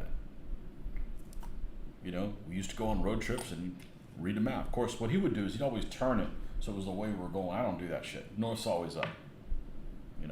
Like I always know which direction everything is. I don't need a compass or none of that. I mean, obviously, if I get taken some more of the bag over my head, a compass would help tremendously. But I'm just saying that's my shtick, without a doubt. I mean, it's not even close. Probably be keeping the ship's log in a spreadsheet, and I can do math pretty well also. But I still rock spreadsheets. I love Excel, but I'll be honest with you. I use 10% what it's capable of, but I love Excel. I really, really do. And I keep things simple. I'm not good at like using a formula from one sheet to somewhere else. I've never done that. I'm sure that if I did it, it'd be okay. But big fan of Excel. Hate Word. Absolutely hate Word where I want to move this paragraph here and it won't move on you, and there's all this hidden shit that you can't see, and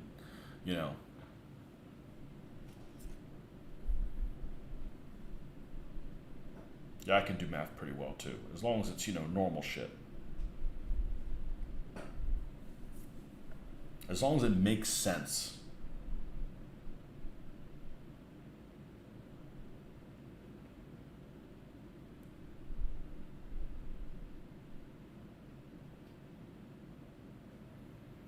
Interesting thing is, all the stuff that I think I'm really good at, my wife is terrible at. And vice versa. I guess that works. I mean, you can't be the best at everything.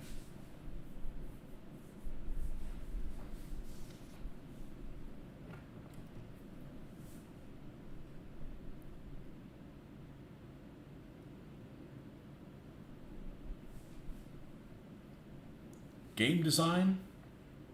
Okay. Yeah, mine's without a doubt directions. Maps. And it's something that I use on a daily basis at work. And that's not why I'm good at it. I mean, that only just reinforces it, but I was always good at it, always interested in it.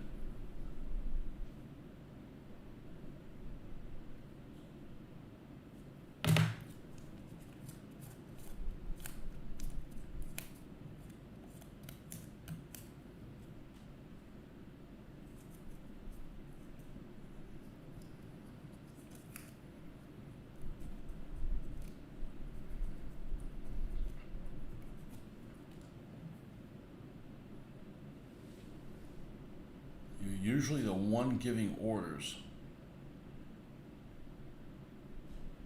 Yeah, just to you. To who?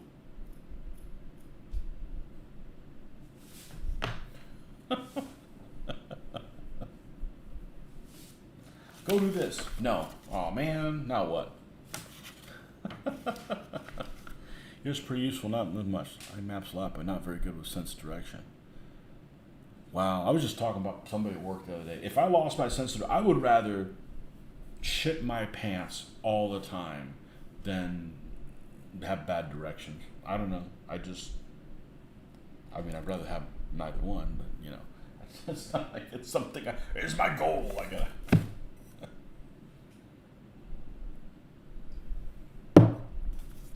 So, when we go to Miami, right? Let's say we're going to Orlando to some hotel that we're staying at. We haven't stayed in one in a long time, but I'll look up where it is on the map. Give me the address. I'll plug it in Waze because we're going on a ride, but I use Waze pretty much to give me an idea when the cops are there, so I don't go to pass somebody at the wrong time. But I don't go the way Waze tells me. I'll look at it. I'm like, show me the directions. I'm like, nah, we're not going that way. That doesn't make any sense, So I don't just like, well, it told me to go off the edge of a cliff. That's not me. So I believe this little guy goes like this. I believe it is in that position, but I'm going to check my drawing because I don't trust Plastic Soldier Company, or anybody for that matter, because they have led me astray before. So there needs to be a top drawing of an A or a G. A G would work as well. I'm sure they have the opening in the correct place. I think it's either Then at the front of the turret is noon. It's at 9 o'clock, or I believe it's at 9 o'clock position.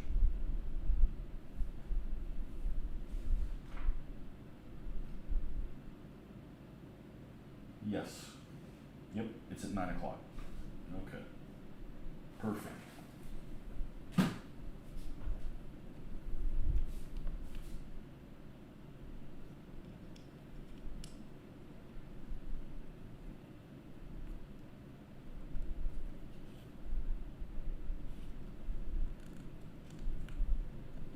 These models take a while to do if you're going to build them correctly, or if you're going to redo the suspension twice.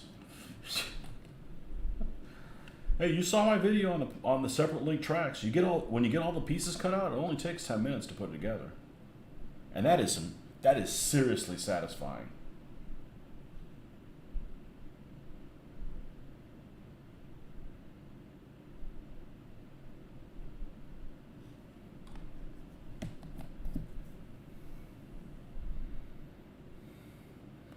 Glorious general who descended from heaven. That sounds like somebody has a chamber pot that gets saved, because there might be some important information. Oh, that's the holy droppings. General who descended from heaven.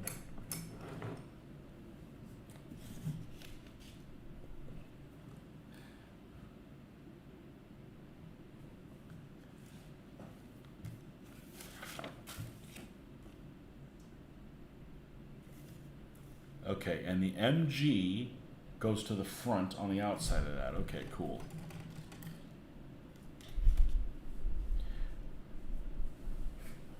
Dremel tool, yeah, we're gonna do a dive next week on that, and I really don't know what I'm doing.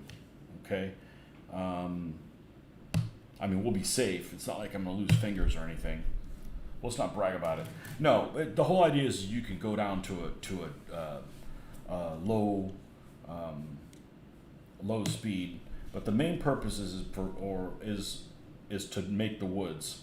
I bought some metal plate, 16 gauge, so it's like almost 2 millimeters thick. So it's pretty thick, but that's going to keep it from bending for me to stick these little guys on. So that'll be next. And I think I'm going to find a way to make it work, and it's going to be stellar, because it's not my first rodeo. And just for the record, I am almost certain that I'm going to make my own terrain map with some version of teddy bear fur. But I'm not going to do it the traditional way that everybody makes it. It makes a disaster. Mine will not be disastrous.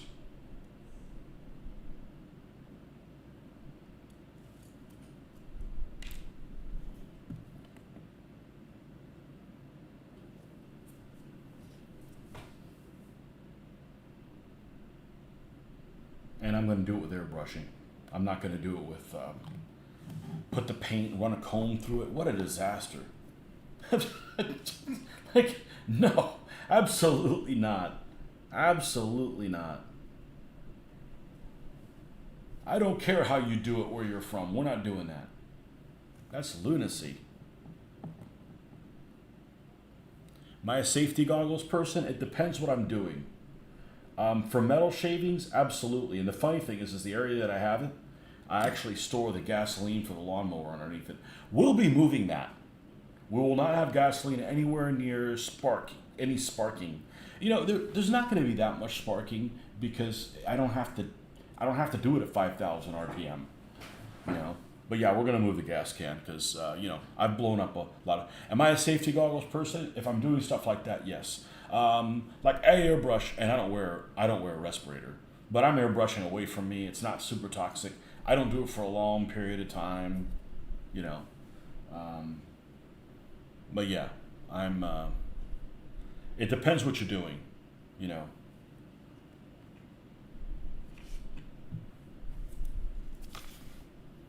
Like when I'm weed whacking, I don't wear safety goggles because I got sunglasses on. I can't step outside without sunglasses.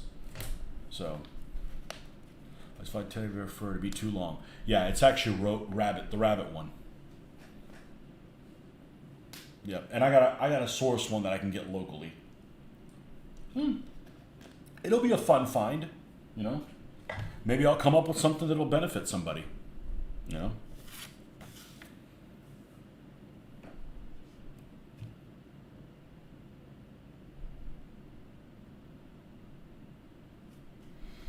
Okay, the tube for the gun cleaning kit goes here in the side.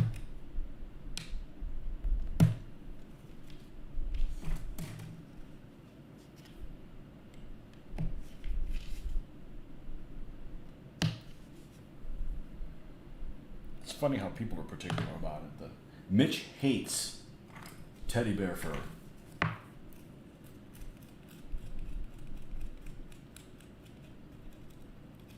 Well, you hadn't seen what I'm going to do with it, pal.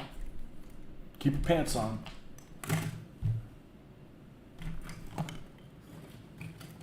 I'm telling you, my driving force is those Brits that have these awesome play sets that are featured in freaking magazines. Why the hell can't I have that here in the States, damn it? Yeah, it's going to take a little while to get it. Whatever. We could do it. The shame is that mat that I have that's damaged, irrevocable, right? It's damaged and I can't fix it.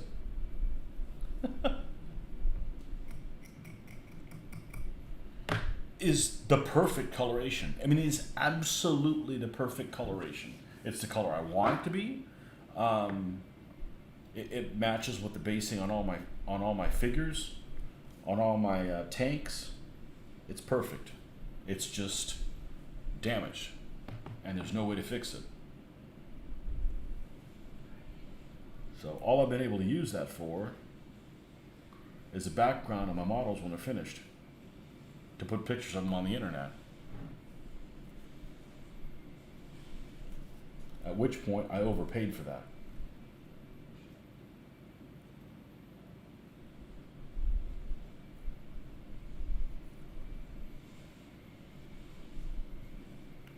I can't believe that guy just doesn't have the freaking balls to tell me, I'm not going to send you one.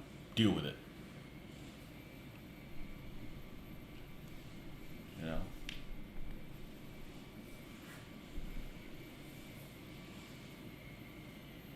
Rain? No. Sound like it was raining. Time to see a teddy bear fur, man. Always looks like teddy bear fur to me. Yeah, there's some out there.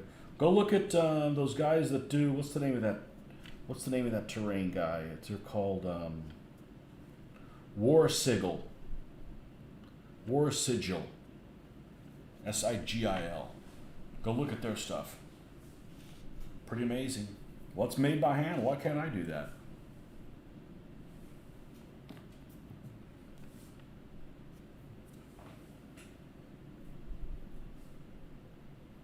Terrain worth fighting for. Okay, exhaust time.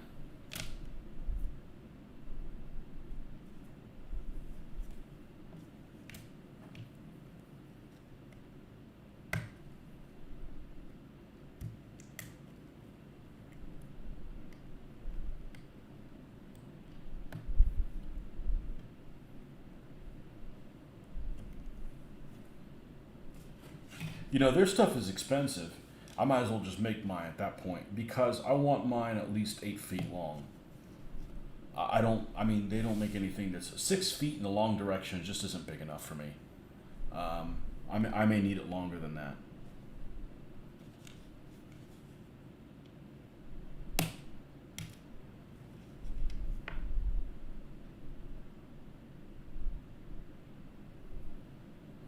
The only problem with making your own, the biggest problem is the length. You know, one of the dimensions is 58 inches. Always is 58 inches. So, you know, if you want it 58 inches wide in one dimension, then you're going to have a break in it at some point. So,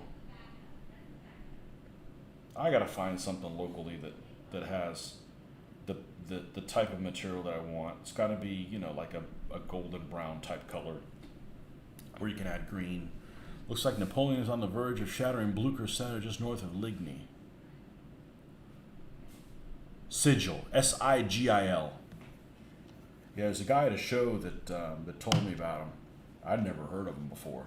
I looked at him like, holy shit! That's what we want.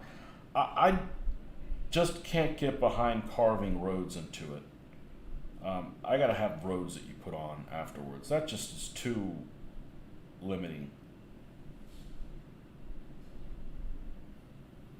Way too limiting.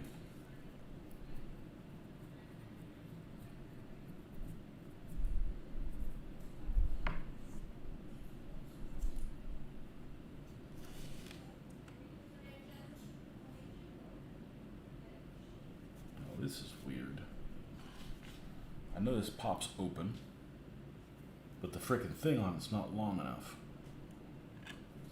So it's cockeyed.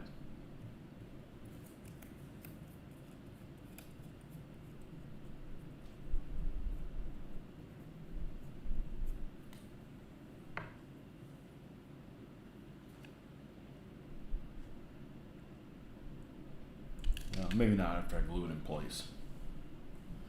Let's grab this commander and put him in there and see what his happy ass looks like.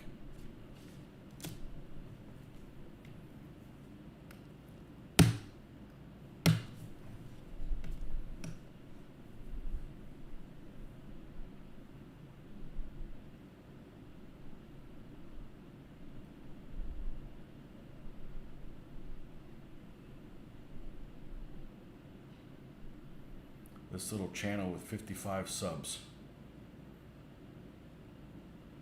Mass look pretty good. Yeah, I don't know if that's, it's got to be that one. I don't know what the 55 subs is. 55 people subscribe to it? Seems like very, very little. Oh, you're talking about on YouTube. Oh, I just meant that's just their website. They might be on YouTube. I'd imagine that they are.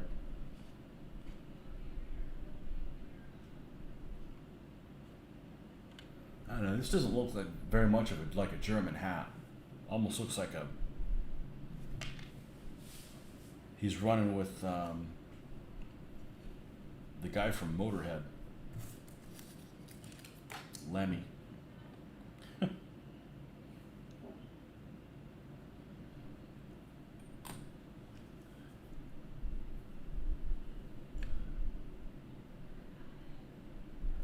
that's going to be there. And then this is going to be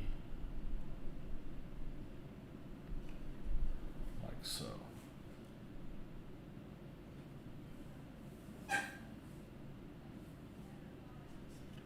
That's not too bad.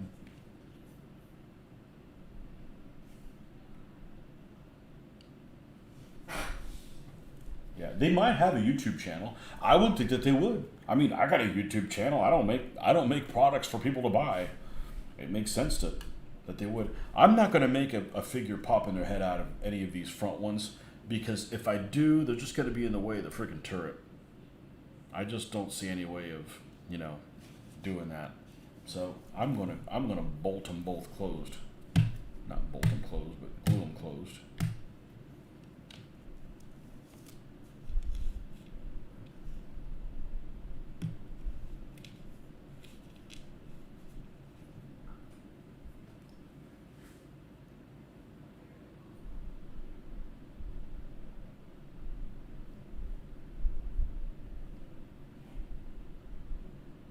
It was a YouTube channel? Okay.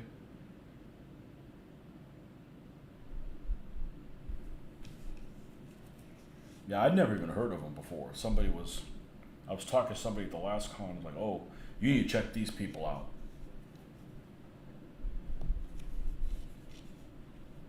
Well, I'm not afraid of making my own, but I'm not going to make it that way. I have an airbrush, and I'm not a complete retard when it comes to airbrushing. I'm pretty sure I could probably airbrush colors on top of and not use a frickin' comb, which is just going to create a morass. As somebody who's kind of a neat freak and doesn't make a mess when they do things, it's kind of a shameful to get paint all over yourself when you're working on a hobby. That's why I don't like painting in 1-to-1 scale, like ceilings or something like that, because you're going to get paint in places, and it's like I'm just not used to getting paint on stuff. You know, I could almost like wear a suit and tie, and it really wouldn't matter.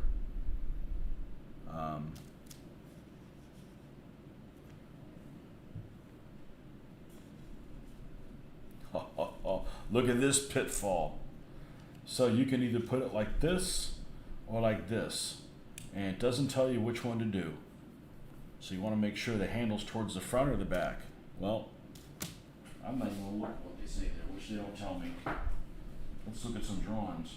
I'm guessing it's towards the front.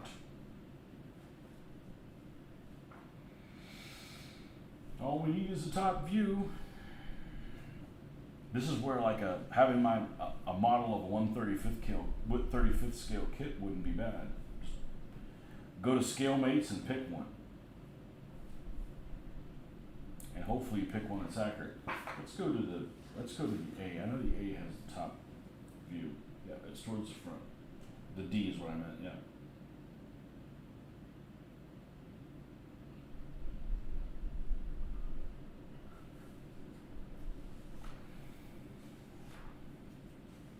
Okay, we have the front of the turret of an A. We're gonna have to drill out that little sight.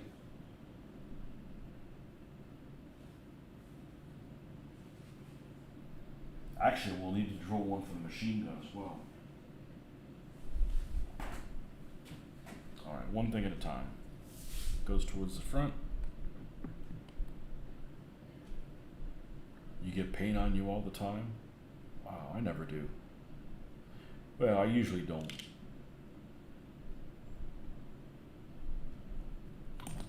You're just working with such small quantities.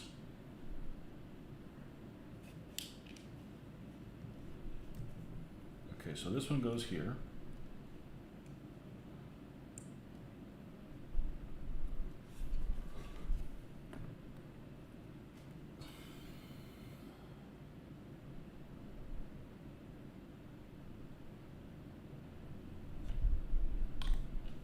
Over 2 hours and we haven't put one tank together. Hey, it ain't a rush.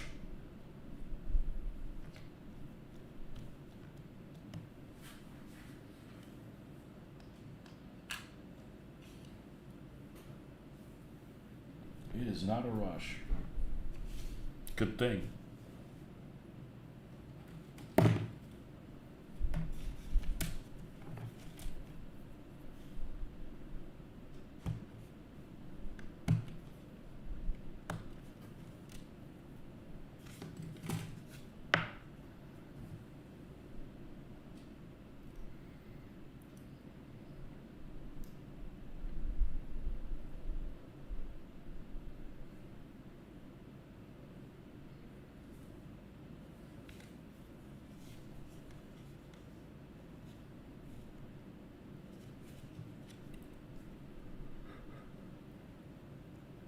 Thank you, Marcus.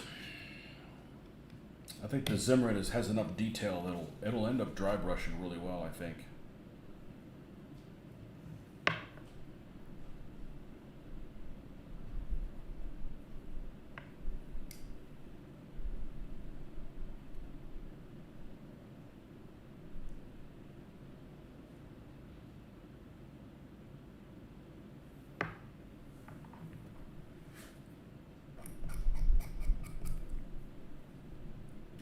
Little bit of flash. The flash in plastic is so much easier to deal with than the white metal flash.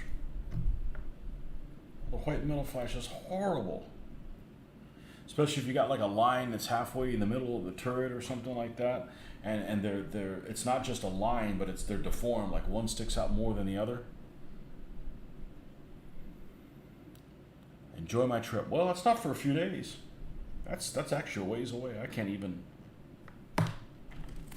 We're not going super far away. Well, 5 hours, 5.5 hours, but we're staying with family, so it's not the same thing. We're not even leaving the country, so not a problem. We're gonna drill these exhaust things out, or drill them down a little bit to give them a little bit of a look like they go somewhere.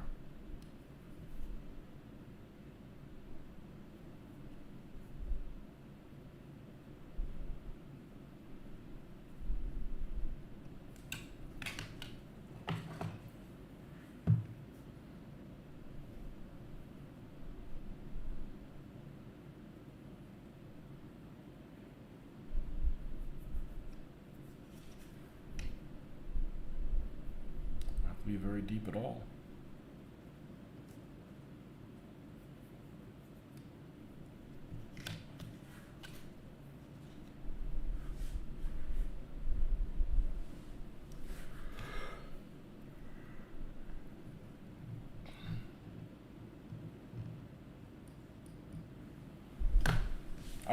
I've never even had heard until you mentioned it, the other day. Operational Studies Group. That sounds like work.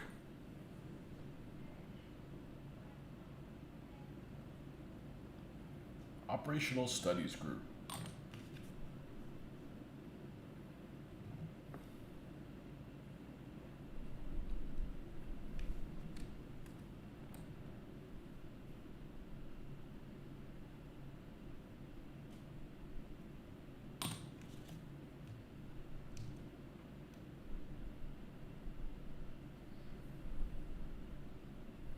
Oh, there's a bar across there. All right, let's put some of that in there too.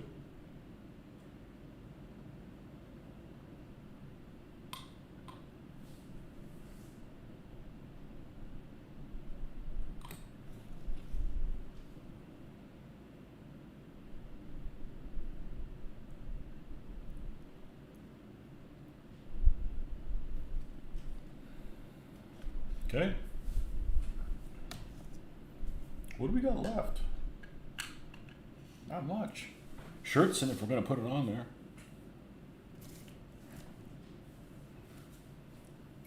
Yeah, it's probably it. So we're going to go ahead and sign off for this one. We've been on here for a little over 2 hours. Thanks for coming on, folks, and we'll see you guys on the next one.